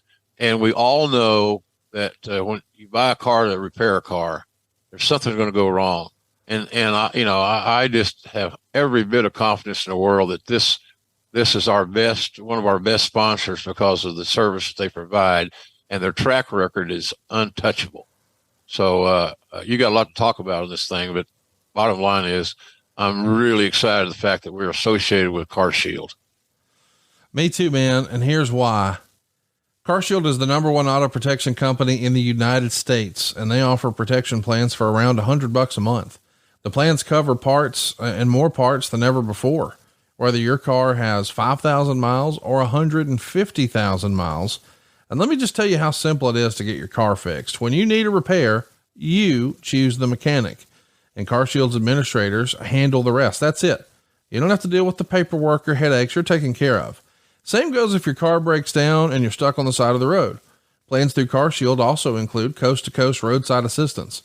Car Shield administrators are there for you with rental car options and trip reimbursement at no extra cost too. So get coverage today and you'll lock in your price now, and it will never go up. That means as long as you own your car, no matter how old it is, you're protected from the rising costs of parts and repairs for your vehicle. Car Shield helps protect my wallet from expensive car repairs, and they'll do the same for you. Go to carshield.com/podcast to start your plan and lock in your pricing forever. That's carshield.com/podcast. A deductible may apply. I got one, Jim. I got to tell you, I think you've ridden in it before. I got that BMW SUV, and man, it's an M car. So those things get a little expensive. And I thought, well, let me just check on this dude. I had like 34,000 miles, buddy, way more affordable than I ever thought possible. I've got it. And now I know I don't have to worry next time I get some sort of idiot light on my dash. That's good. Right. Those idiot lights they scare the shit out of people because you automatically think the worst. Yes. And those repairs, transmissions, things like that you don't even think about. That's just amazing. They're expensive. I mean, hundreds and hundreds of dollars that you can avoid that cost by getting on this plan here. This is a great company, and they do wonderful things. So Conrad said they're number one in the United States. I'm so glad that we're working with them because they do provide a great service for our audience. Go check it out. I think you'll dig it. carshield.com/podcast. And now let's talk about, so boys and girls, if you're looking for any wrestling show to watch today, an old school wrestling show that you're going to enjoy, can I recommend SummerSlam 2002? Here's why. The readers of the Wrestling Observer voted, and this got 99.7% thumbs up. Wow.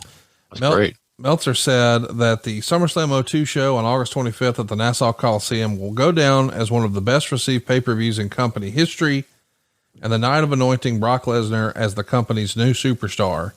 It was a sellout, 14,797 fans, paying $893,625 at the gate. It's unbelievable. That would have been well over $1 million these days, of course.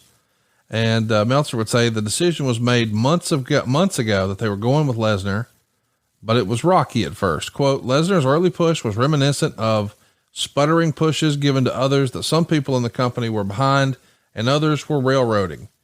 Instead of being a monster, he was portrayed as a guy who needed a manager to interfere to save him from being pinned by mid-carders like Bubba Ray Dudley and the Hardys. His win at King of the Ring came across far more impressive for the majority of fans who skipped that pay-per-view and only heard about it on TV. Going back to old-fashioned booking, making a headliner with long-term planning paid off. While Lesnar winning the title was no secret and the long-term plan was hardly a secret months ago, there were no changes in the plan that would quote unquote fool people, even though they might hurt the original ultimate goal. The end result seems to have been a successful show during a period when aspects of the business are way down. The idea is to get Lesnar over as a fresh money draw. The guy he needed to beat was The Rock, and The Rock would do it the right way. The fact he was untarnished and the fans never saw him lose, except for those who saw him at house shows before his TV push started. For all the talk of winning and losing not meaning anything, it was part of the reason this worked. And they went full steam ahead in that direction, with great finishing touches being the training videos of both that aired on many different shows. Rock, to his credit, put Lesnar over in the middle with the F5, and whatever Lesnar's career does from here certainly can't be blamed on The Rock not giving him the proper send-off. Right. A lot of praise for The Rock for doing business the right way. Not that we ever doubted he would. Right. And a lot of talk about, hey, they did this the right way. Wins and losses don't matter. Well, he didn't lose and this worked. So maybe they do matter. Yeah. And I know that you and I have had some fun with that about, well, you got to be able to lose, blah, blah, blah. And I get that, but man, they just did it again with Roman Reigns, right? They had him go on a run and ta-da, he's over like Rover. What do you think? Do wins really matter more than we give them credit for? Or is it about when you're debuting a guy that it's most important? Well, I think it's your win-loss record and how you get over, you go over, you want to do both, obviously. But I'm a believer that you got to follow trends and you got to follow what the public's investing their emotions in. Example would be the big kid at the Yankees that hits the home runs. Whatever his name is, I can't think of his name now. It's embarrassing. But people follow people follow numbers nowadays. People follow stats nowadays. And I think that Tony Khan does a nice job. We have a top 5 ranking. We have win-loss records. We talk about that on TV as part of our announcer notes of what somebody's record is and how many they've won the last, some guys are like just now getting wins and they're getting a significant number of wins. So this guy, instead of saying he's 12 and 13 is his one-loss record, you say, well, he's won 12 of his last 10. Something like that. People are fascinated by numbers in general, Conrad, and I probably have changed my opinion of that a little bit. I do believe that all great workers know how to lose, and what's best for the match and everybody in it involved. So I've changed my opinion on that somewhat. So I do follow the numbers, and I think that the numbers, when you do a match with a Moxley and a Punk, their win-loss records are impressive as hell. So if you're a new fan or a casual fan and you hear this JR or somebody say, well, he's, this year he's, 18-2. Right. Well, you can relate to that. Yes. You can relate to that. So, anyway, I have changed my tune on that somewhat. So I do think that the, win losses are important. And we want to keep up with who's winning and all that stuff and underscore it and point it out. But I think that we probably do that a little bit better than WWE because, they just don't follow that principle very much. Maybe they'll start because, like I said, I think it is significant. So I've changed my tune on that a little bit. The show here gets 540,000 buys. It's the fourth most successful pay-per-view of the year behind the Rumble, No Way Out, and WrestleMania. It is down from 30,000 buys the year before, which had Rock and Booker T, but that was for the WCW title, and Austin Angle for the WWF title. Still, people talk about 2001 as if it's the pinnacle of WWE, and they talk about 2002 as it's the part of the downhill slope. 500,000 buys is nothing to sneeze at. 540, no. My goodness. Yeah, a lot of money. And there's a lot to be excited about here. You got the show making Brock. You got Rock, who's the biggest star in the business. You got Shawn Michaels coming back. And Meltzer would say the non-wrestling on the show was kept to a minimum. There was a deal where they had Stephanie and Bischoff share an office and only a few brief interludes with them. Stephanie is so wrong for this role, but that's beating a dead horse. And then of course the actual, I wonder why he feels that. Does he feel that she's not skilled enough to do it or what? What do you think that his motive of saying that is? I think he just didn't feel like she was comfortable as a performer yet, but here's the thing. She became, as we know, one of the best heels in the whole business. Without a doubt. I just don't think maybe he saw that in 2002.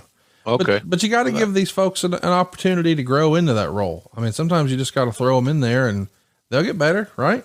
I don't know how old she was at that time, that we're discussing. Yeah. But she was a pup. She was young and it was new ground. And I don't know of anybody that could have stepped into that role. She was 25, Jim. All right. So there you go. Yeah. And to guys like me, that's a pup. It is.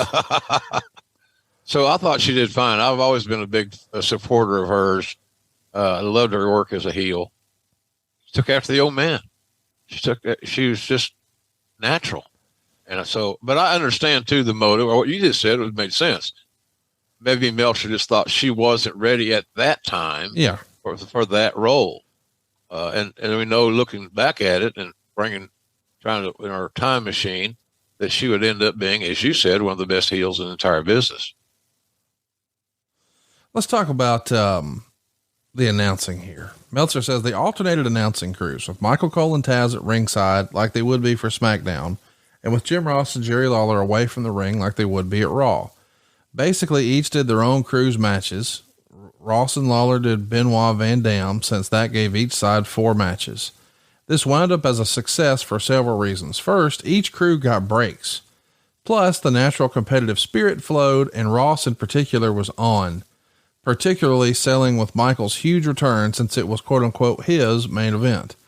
Cole and Taz, by getting to do the pay-per-view main event and a historic match, gave them credibility as a quote unquote equal crew, as opposed to their perception as the B crew. Right. Taz ended up with the line of the night because Cole said that if Lesnar wins the title, it would make Paul Heyman a millionaire. And Taz then said, a millionaire who owes a lot of people money.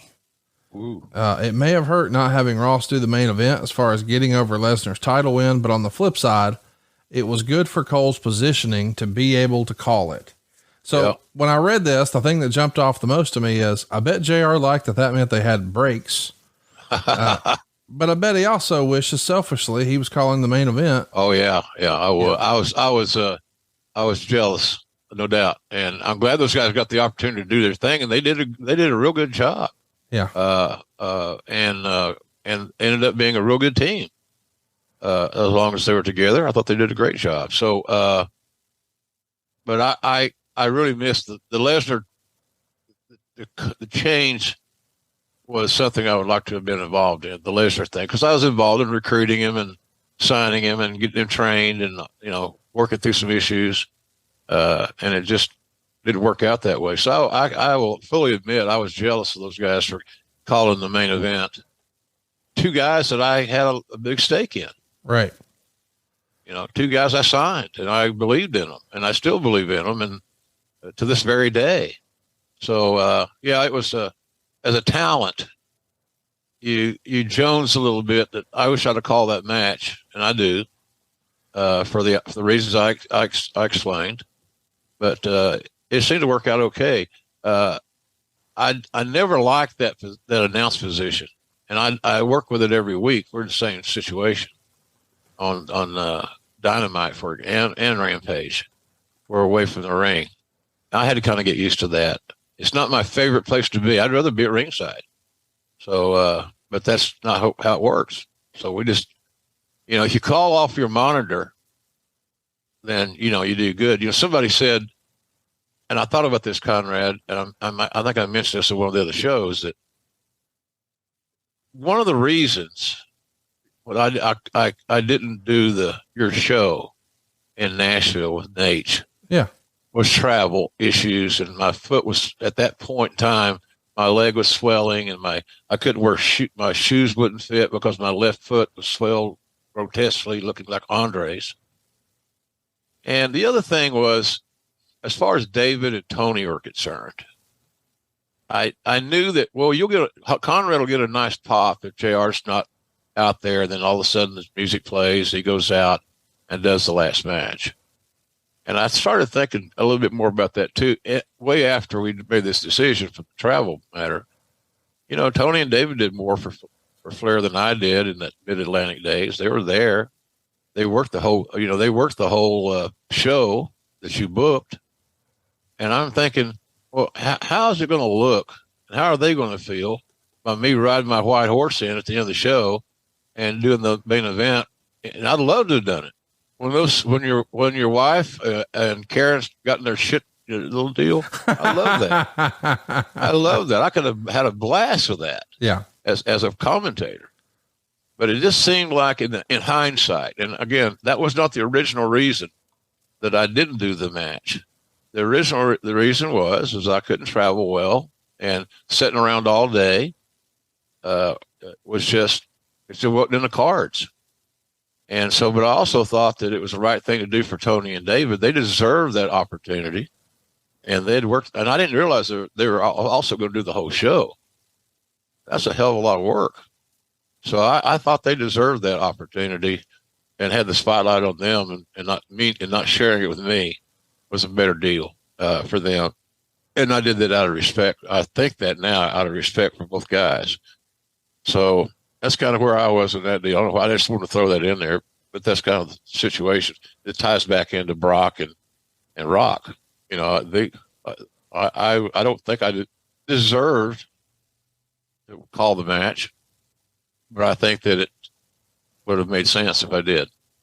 But anyway, something that didn't make sense to me. Kurt Angle's going to beat Rey Mysterio in the opening match here. This is Rey's WWE pay-per-view debut. I would have liked to have seen Rey win it. I understand Kurt's positioning in the company is important, and he is definitely going to be a top guy, but I wonder why put them together. Yeah. But that's overthinking it. Cause if you just go watch the match, boy, it was fantastic. Maybe one of the best opening matches in pay-per-view history. The finish would see Kurt Angle block a Frankensteiner off the top rope, turn it into an ankle lock. They only get 9 minutes and 20 seconds, but my goodness, was it good stuff. 3 3/4 stars, according to the Observer. I don't guess it's any surprise that Mysterio and Angle had chemistry together. Hell, they had it with everybody. Yeah, yeah. But well, they're so talented, and you know, Ray was just a phenomenon, and so was Kurt. You know, Kurt. I said this before. Next to Jack Briscoe, Kurt Angle is the best amateur turned pro. At that time, he was the best. Yeah, and that includes Brock, because it took Brock a little longer because there's lack of pro wrestling background and product knowledge. Kurt he had the same background, but for some reason he soaked all this stuff up like a sponge. Yeah, and so I'm with you. It probably wasn't an ideal booking, but it had a lot. It looked great on paper, and they had a hell of a match. Oh, yeah. Somebody's got to lose, and that's the situation where, well, maybe if you had people are going to maybe roll their eyes at this statement, but maybe if we had something along the lines of what we do at AEW from time to time, you had a time limit draw. They're survivable. It's like an NFL team going to overtime or whatever. So I was a big fan of both guys, obviously, but two more guys I signed that I had great confidence in. But somebody's got to lose, and Ray was so skilled that he was able to do the honors, Conrad, and still get over. Absolutely. Think about that, though. That's your opening match. Kurt Angle and Rey Mysterio. Next up, Ric Flair and Chris Jericho. Pretty good pairing. My goodness. It's a great match, and Meltzer didn't love it as much, 2 3/4 stars, but I really thought this was well done. You would see Flair use a half crab similar to the walls after Jericho misses the lion salt. Jericho turns that into a figure 4, and Flair selling his ass off for it. And the big spot was Flair grabbing the ropes a split second before tapping. That creates some controversy. Jericho's going to argue with the referee, Charles Robinson. Flair then uses a low blow and a figure 4, and Jericho submitted. Quote, "Nobody saw that submission coming." 2 3/4 stars. Now, again, let's remember, the prior December, Jericho beat Rock and Austin in the same night, and now he's putting over a 53-year-old Ric Flair here. Pretty strong. And really, just look at the star power so far. Kurt Angle and Rey Mysterio, then Ric Flair and Chris Jericho, and now Edge and Eddie Guerrero. I mean, just a barn burner, one after another. An incredible match. Meltzer dug it, gave it 3 1/4 stars. The talent roster you got here, dude, is maybe as deep and as good as it ever was for the whole company history, right? It's pretty good. Yeah, it's pretty good. Looking back at it, it was an all-star team, and we were deep, and we were getting younger on top. You know, you mentioned Eddie and Edge. Well, they both became main event guys. They both became champions. Yeah. Jericho was a champion, and there's nobody that I've ever seen in my life at his stage of the game that continues to reinvent himself and to stay connected than Chris Jericho is right now today in today's marketplace. I think one of the reasons for that is that has the ability in AEW to create his own content.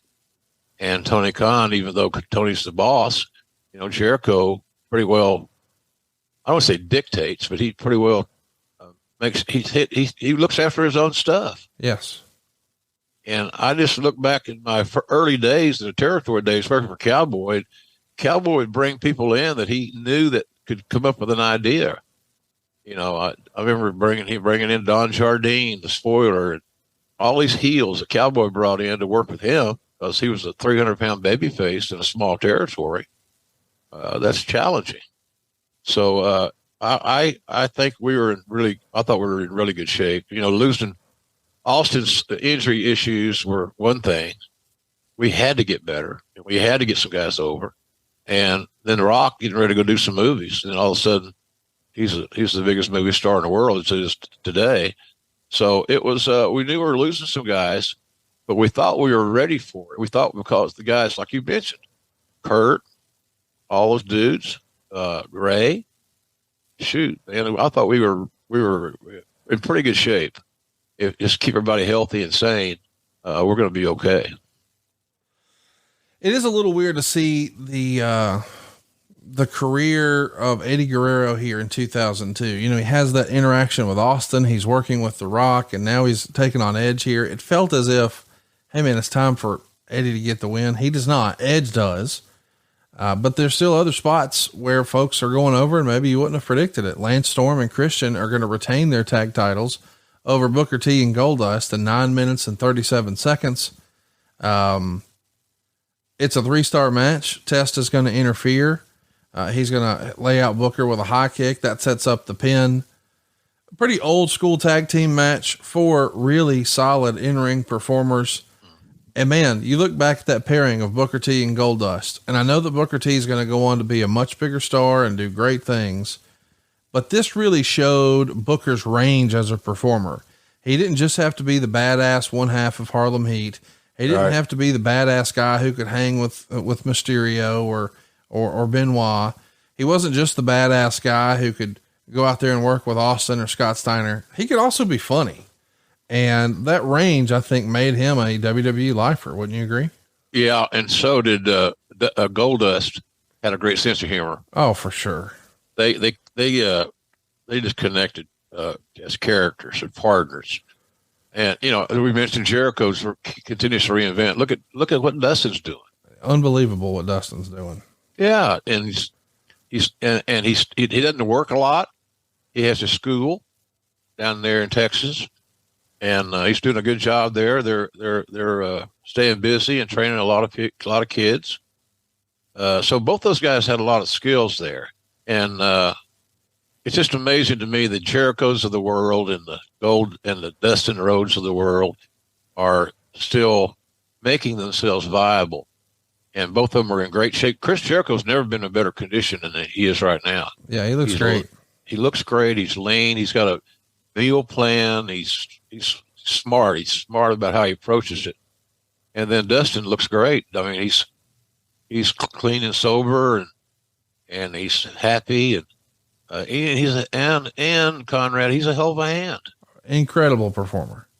And for his age, doing what he's doing is exciting to watch for me. I know what he went through, and I know that his drug and alcohol issues were terrible, but he's over that. He got past that.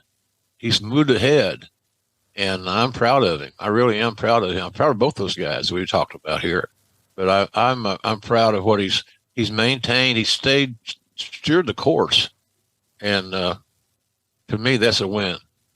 So he's getting wins on my side. No doubt about it. Benoit is not getting a win here. He gets 16.5 minutes to wrestle Rob Van Dam. It's a 3.5-star affair. Meltzer would call it the best technical match on the show, a very Japanese style late in the match. And Van Dam wins with a frog splash clean in the middle. Pretty big deal to show Rob Van Dam on a big show like that, getting a big IC title win. It is interesting too, to see, you know, when people look back at this show, all they talk about is Shawn and Brock, but on some level, this is a nice follow-up performance. It feels like Van Dam's first breakout performance with the company was Invasion in July of 2001, but August of 2002, beating Benoit here in 16.5 minutes for the IC title. That's a pretty big deal. I mean, that tells you he's on the right track. I think so. Yeah, I think so. Rob is a strange guy. Rob has so much ability and uniqueness. He was nobody had his style. And I think that we earlier talked about ECW. You know, Rob Van Dam, we could have done more with Rob Van Dam as well. For sure. Just, you know, all of a sudden you don't have any talent in your mind, and all these new guys come in and they start getting on TV, and people realize, hey, this guy's pretty good. This guy's pretty good. And that ECW brand it must have done all right. So I just think we should cut short that ECW thing a little bit. As I mentioned earlier. So, RVD was he was an exceptional talent. We were lucky to have him, and he did well. Rob was just, you know, socially fitting into the locker room may have been, in some people's mind, not his forte, but Rob was the introverted guy. He just was quiet. He hung around with his buddies, and so what? Who didn't? So I'm glad that Rob got his win, and that we acknowledged him by saying, "Go get it, kid." So, and Benoit had no issues of doing the honors. He went out there and had a hell of a match, and he made RVD a player. Next up, we've got the Undertaker and Test. Of course, Test has had a lot of shine coming into this, but of course, they need a strong opponent for Lesnar. So Taker has to go over convincingly, according to Meltzer. Quote, so he did. Test did get to kick out of the chokeslam. Storm and Christian both interfered, but Undertaker laid him to waste with chokeslams. Test hit the high kick, but Undertaker kicked out. Undertaker kicks a chair that Storm gave to Test into Test's face, and then brought out the old school tombstone out of retirement for the pin. 2.25 stars. Obviously they're trying to show that, hey man, just a chokeslam won't do it for Test. He's got to go old school, pull out a finish you hadn't seen in a long time in the tombstone. So even though they're beating Test, they're definitely positioning him to be in a good spot. Yeah. But coming up next, go ahead. Well, that was the plan. Yeah. To give him, get him started.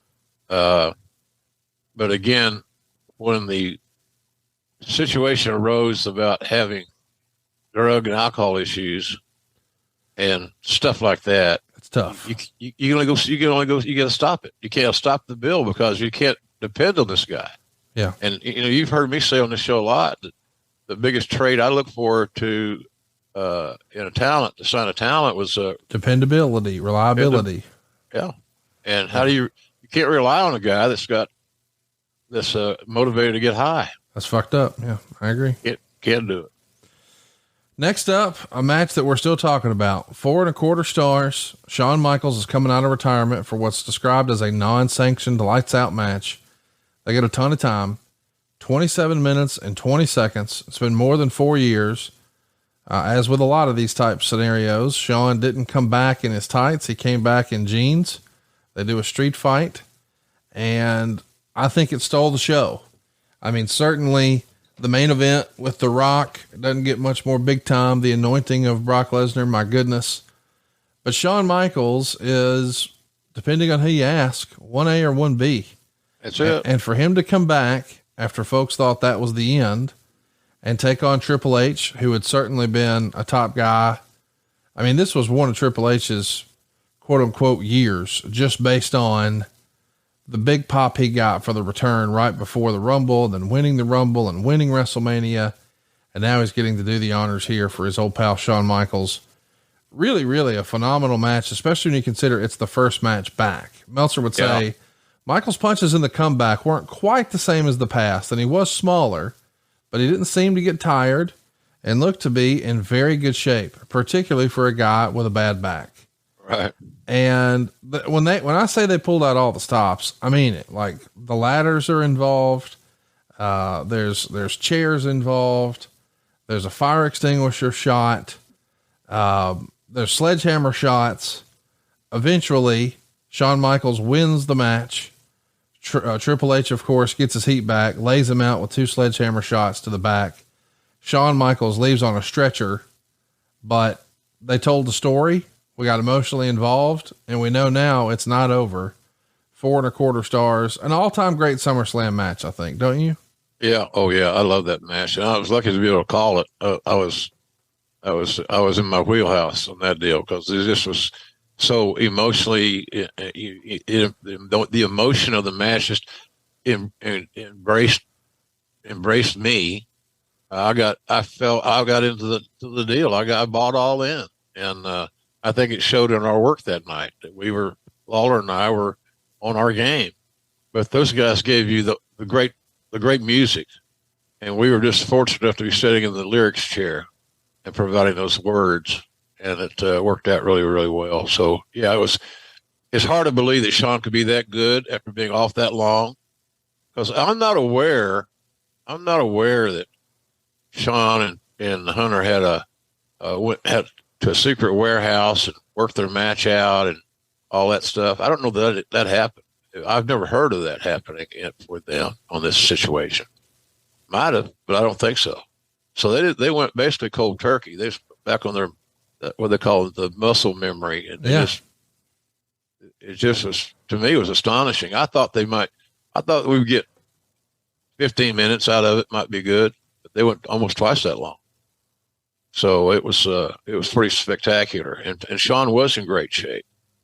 He wasn't carrying as much weight, but he was motivated, and he was hell bent on showing everybody in the locker room, especially, and anywhere in the world, that I'm still Shawn Michaels. Yes, he is. And boy, think about this. We're look at all the guys we're gaining back and putting in positions to do big things, like Lesnar, for example. And he's just one of many I could name, but I just thought it was an outstanding performance. And I thought that it was one of those deals where you look over your shoulder at the gorilla position, say, "Follow that, boys." Yes. That's what they had to do. And luckily you got two blue chip studs that are challenged to follow what they just saw. And I love that. And here they come, man. 16 minutes and 1 second later, Brock Lesnar wins the WWE title. And Meltzer would say the crowd almost took attention away from the match because of the pro Lesnar reactions being so strong. This was similar to the Rock Hogan match at Mania in that the announcers who played to the babyface didn't know how to handle it. Cole really didn't acknowledge it at all early. Those announcers didn't know how to handle it. I'm starting to say, I thought Lawler and I did a pretty good job in Toronto with Rock, with the Rock and Hogan. So I could take offense to that, but I'm not. I misunderstood you. He's talking about Cole and Taz. Yes. He's saying Cole didn't really acknowledge it at all early until Taz made a reference to fans having the right to cheer whoever they wanted, but they continually portrayed it as a mixed crowd as opposed to what started out, but grew progressively pro Lesnar. Yeah. Heavy booing when Rock got Lesnar in a sharpshooter, cheering when Lesnar got out. By the way, I just want to mention, this is a great match, 3.25 stars. Lesnar's going to hit the F5 in the middle. Rock stays down for 3. And Meltzer would say, hope Lesnar recognizes enough to give the guy a nice Christmas present for that one. But they're booing the Rock every chance they get. And it's wild because he's the most popular star, but boy, wrestling fans, when they get their feelings hurt, it turns in a hurry. And that happened here. Yeah. They feel like, hey, you're leaving us. We don't want you to leave. So we're going to boo the shit out of everything you do. Yeah. And it happens. It's happened more than once. Yes. So yeah, remember WrestleMania 20 with, Goldberg. Brock, yeah. Goldberg and Austin. Yeah. Thank God that Austin was in that equation, or it could have been even worse. So it's not the first time that happened, but the fans are very sensitive in the standpoint that we've supported you. We bought your shirts. We've bought your pay-per-views. We've done everything that we can do. And you're bolting on us.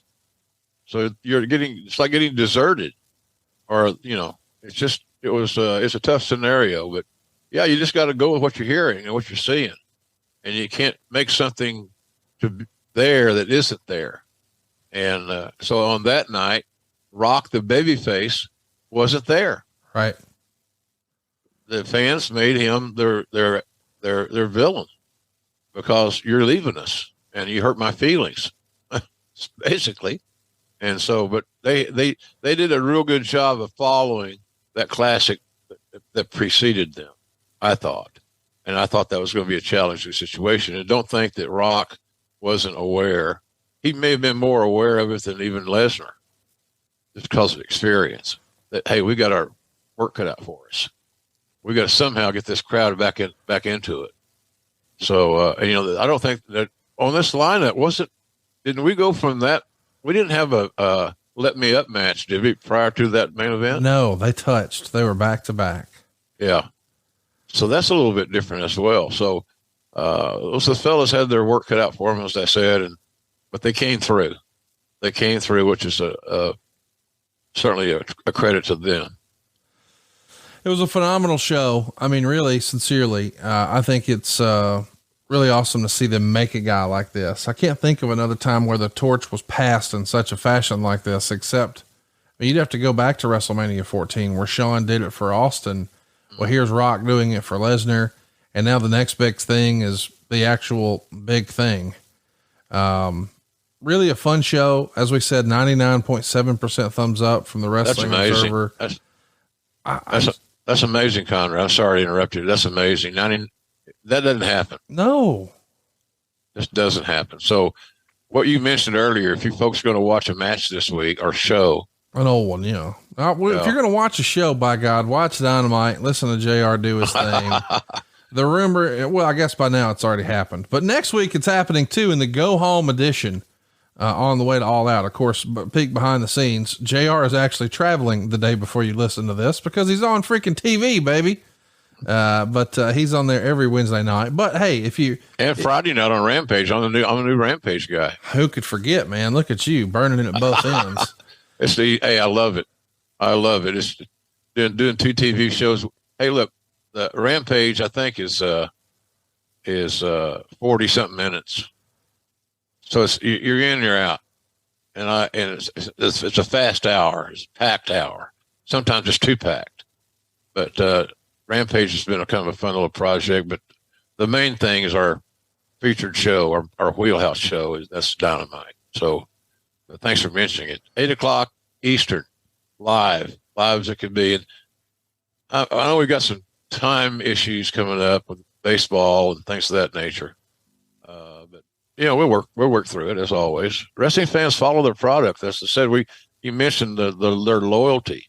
When Rock allegedly turned his back on him and left him, fans reacted, and they have an emotional investment in the product and the brand and the genre, and so consequently, they're good about if you got a preemption and you're going to play on Tuesday and not Wednesday, they'll follow you as a rule. If it's well promoted, your audience will go with you, and so it's fun right now. Right now it's a real serious time too for us in AEW because the matches we're having, we're slowly getting some talent back. Omega's back. That helps us a hell of a lot.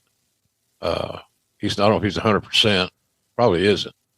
But he's back after several months off, having surgery. He's going to have great matches regardless of whether or not he's 100%. He's one of the best wrestlers of all time. Of all time. Let's do some questions about SummerSlam. Okay. Matt wants to know, any idea what Hulk Hogan or Steve Austin would have done if they were penciled in for SummerSlam that year? Of course, we recall very start of the summer, Steve Austin walks out. Hulk Hogan on the way to this show finishes up with Lesnar. But if they were both there, can you even imagine what they would have done? No, I really can't. You'd have got a win for Austin. He'd have gone over. Right. I don't know who. I mean, there's a lot of talent on that roster he could have worked with. I think Hogan is so smart, street smart, and booking smart. He knew that his run was over. He knew that, hey, they'll use me. I'll get some wins here, there, and yon, but I'm probably not going to be headlining the shows anymore. And that was not his. Look, he had the money. It wasn't about the money. He had cash, lots of cash. So I think that he just saw the handwriting on the wall and said, this is my time has come. I got to pick my spots, and if they need me, they can. It's always good to have Hulk Hogan in the bullpen, no doubt. And Steve Austin, for Lord's sake. So I think we thought we were okay there, Conrad. Quite honestly. So I don't know who Austin or Hogan would have worked with. Hogan may have done a job for upcoming talent. I don't know. I sense that Austin would have gone over somebody and would have tried to steal the show. But I don't know who they would have been booked with. It's hard to say because the roster's been so damn deep. There's another thing that changed along the way too, and Adam Arpin brings it up. Earlier in 2002, we saw Shawn Michaels alongside Kevin Nash trying to recruit Triple H into the NWO. Was the SummerSlam match between Shawn and Triple H always the desired outcome with these two, or was it a result of Nash getting hurt and the NWO being disbanded and the deck having to be reshuffled? That's a great question, because you assume if plans were what we thought they were just a month prior, Nash would have been around, the NWO would have still been kicking, Shawn Michaels would have been involved. But now with Nash out and the NWO gone, the result is one of the best matches we ever got at SummerSlam. So I'm not upset about it, but it is fascinating to think, what if, right? Yeah, of course. I think there was no second thoughts about Shawn going over. Right. You know, he's gone almost 4 years, 3 years to change.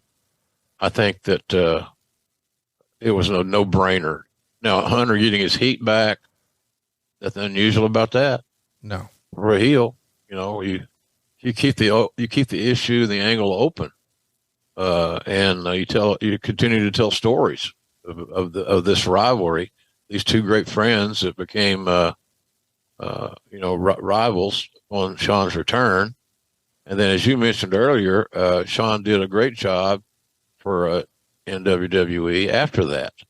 He still had some great matches in him, and we saw them. And he never let anybody down as far as his in-ring performance. That's something he took so much pride in, and you can tell in his training that he still takes that pride through the kids in NXT. For sure. You know, so he's a very valuable asset down there, and I'm glad he's healthy, is clean and sober, and those kids listen. He can help them a hell of a lot. Just, you know, they're so lucky.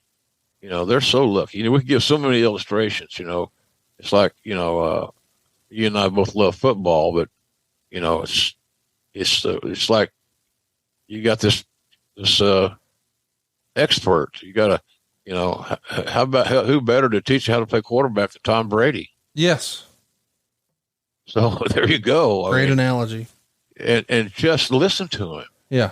And understand what he's trying to get over, the points he's trying to get over.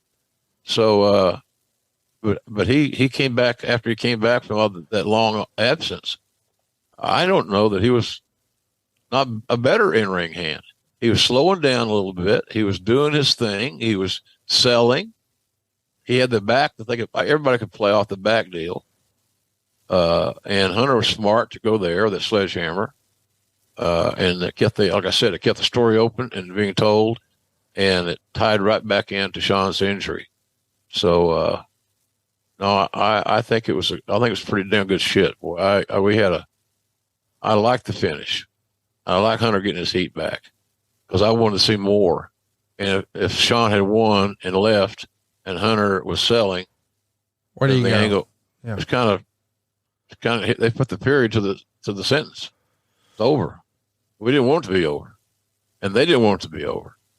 And when we saw how Shawn performed after all that absence, Connie, I think it changed a lot of creative plans. Because, you know, all we needed to know, as I said earlier, how's he going to feel after the match? Yeah. And is he going to be able to get up in the morning and tie his shoes, put on his boots or what have you? But that's kind of where we were. Just let's wait and see how he is. And luckily for WWE and all of us, he was able to continue to go. Let's do one more. Bryant wants to know, Brock wins the title 4 months after his debut. Did you think his title win was too much too soon, or did you think it was time to go with him? Well, that was discussed significantly. I put the quabash on bringing him to TV several months before that because I didn't think he was ready in the ring. I thought he had to do a better job of protecting his adversaries. And he was just so big and strong, he had to figure out how to channel that. So I remember, I think it might have been Russo at that time, I'm not real sure, wanted to bring him to TV. And I just went in, sat down with Vince and said, he's not ready for TV. Yeah. I'm not so sure that he can protect his opponent to the level that he needs to, especially in this environment. And I said, so if I get on a witness stand and there's some lawyers questioning me about his training, was he ready? He hurt my client. I got to tell the truth. I'm not going to perjure myself in a court. Right. I'm going to tell the truth as best I know it. And the truth as best I knew it at that time was that he needed a little bit more work. He could do all the offensive stuff. But sometimes he got so excited, he had the ability because of his strength and all the attributes that we've discussed about him and people know about him. He needed to maybe slow down half a step and be sure that he keeps his opponents in mind when they're working. And so then on this question, I think that, you're damned if you do and damned if you don't. I think we had to do that. I think we had to move. Rock was, with the timing was, we had Rock. We had Rock, and we knew that if somebody was going to be the champion and win it and Lesnar was going to be anointed, to get anointed by The Rock was gold. And so Rock being there was just kind of led into that situation. In all honesty, was Brock a little bit green for that role? Probably. Yeah. Probably. But you saw what you had there. Tom Brady was a 6th-round draft pick, and he's done all right. But he had to start someplace. He had to get in the game. So I think the consensus was we can wait longer, but is that the thing to do? And I think that, again, and I was in this corner. Let's go with it. Let's go and see what we got, because he's over. People believe in him. Yeah. So why not give it a shot? So my answer would be I would have done the same thing to do over again. Put the title on Brock, and let's get this kid rolling and on a run. Well, maybe if you're regretting some of the decisions you've made and you'd like a do-over, you need to go to savewithconrad.com. That's what I'm doing in my real life, folks. I'm helping people who listen to this podcast change their life financially. I'm talking to you if you're in a 30-year loan. I want to show you how to pay it off in half the time with cheaper monthly payments. I know that doesn't sound possible, but it is, especially if you've got other debt, meaning if you've got credit card debt, if you've got a second mortgage, if you've got a car payment. All of a sudden your house is worth more than ever these last couple of years. And if you have that other debt, well, it's up to you how to pay it back. Doesn't it make sense to get the best interest rate and the greatest tax deduction possible? Of course. Well, if in the process we save you several $100s a month and we say, hey, why don't we reinvest some of that and pay your house off faster? What does that mean to you? I want you to think about this today. How old am I going to be when I pay my house off? If you don't know the answer to that, doesn't that strike you as a little weird? You know how many car payments you have left. You know how much you owe on your credit cards, but you've gotten used to living without that money on your mortgage. And that's really the trick these banks are trying to pull. They just have it drafted out of your account and you just get used to living without it. Well, folks, the American dream is not to be saddled with 30 years worth of debt. The American dream is to own that thing free and clear. And that's what I want to help you do, is get out of debt faster with cheaper monthly payments. And maybe you're struggling right now. I know a lot of folks are. And if you're one of those folks who has more month at the end of the money, Save with Conrad can help. Now, you don't need perfect credit. You don't need money out of your pocket, but we're routinely helping our podcast listeners here save up to $800 a month and pay their house off faster. Why wouldn't you do that? Let us run the numbers for you, get you a quick quote. We've got an A+ with the Better Business Bureau, and don't take my word for it. Go see what our satisfied customers are saying at conradreviews.com. What you'll see there is an average score of 4.72 with well over, maybe at this point, thousands, but well over 1,000 5-star reviews. We know how to make saving money fast and easy, and we're licensed in your area. So get a quick quote right now. Savewithconrad.com, NMLS number 65084, equal housing lender. Oh, and how about this? No house payments for 2 months at savewithconrad.com. And next week, JR and I will be back talking Clash of the Champions 20. This is oddly enough, the final appearance of Andre the Giant. We also see Ricky the Dragon Steamboat challenge Steve Austin for the TV title. Bobby Eaton and Arn Anderson take on Greg Valentine and Dick Slater. Can't believe that ever even happened. Brian Pillman's going to turn heel. Cactus Jack will challenge Ron Simmons for the WCW title. The Barbarian and Butch Reed will take on Dustin and Barry Windham. And we've got an elimination tag match with Jake Roberts teaming up with Vader, Rick Rude, and the Super Invader against Sting, Nikita Koloff, and the Steiners. Something for everybody. Little old school WCW next week, Jim. Yeah, it's going to be fun. I always like watching those shows back in preparation and so forth. And some of the watch alongs we do. It just brings back great memories. You know, I remember buying that tie. I remember going to the mall, buying that shirt and tie combination. So it's just fun, little mini BS. But boy, I sure enjoy doing it. And I think the fans enjoy it too, because we try to bring you things where we're not analyzing a hammerlock and giving, 3 3/4 stars and all that stuff. I'm not smart enough to do that. So it'll be fun. It'll be a fun show. And that was another loaded card, by the way. Oh yeah. A Well, the card had some sizzle and some pop and some balls. So let's do it next week right here. Same place, same time. It's going to be a lot of fun, man. September 2nd, 1992 is where that one went down. Atlanta, Georgia. I just can't believe this is the last time we saw Andre the Giant, but it won't be the last time you see us. By the way, you get all these shows early and ad free over at adfreeshows.com.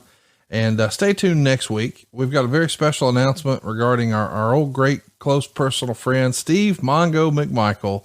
He needs our help, and we've got a little plan to help of how you can help. And we'll talk about it right here on Grilling JR with the voice of wrestling, Mr. Jim Ross. Fun show today, everybody. Appreciate your support as always. You guys you're the heartbeat of what we do. And without you, we're done. So we really appreciate everybody's support. Our downloads have been phenomenal. Our numbers are excellent. If you're an advertiser and you want to get it out there, Conrad and I can take care of you. We can cure your ills, quite frankly. So, if you just give us a shot, and that's what we appreciate. So thanks very much. Good job, Conrad, today. Good to see you again. Good to see you, man. Glad to be back. I missed you. Can't wait to talk about Clash 20 next week, right here on Grilling JR. You're hanging out with some friends and putting back a few drinks, and a few becomes a few too many. As the evening comes to an end, you and your people start to head out, and you think of calling for a ride. Nah, you live nearby. You can make it home okay. It's no big deal. What are the odds you'll get pulled over anyway? And even so, what's the worst that could happen? Your insurance goes up, you lose your license, you lose your job, you total your car, you kill someone. Everyone knows about the risks of driving drunk. The results are tragic and often deadly. However, that still doesn't stop everyone from getting behind the wheel while they're under the influence. That's why police officers are out there right now looking for impaired drivers on our roads to save lives. So if you think you're okay to drive after a few drinks, think again. Play it safe and plan ahead to get a ride. It only takes one mistake to change your life or someone else's forever. Drive sober or get pulled over. Paid for by NHTSA.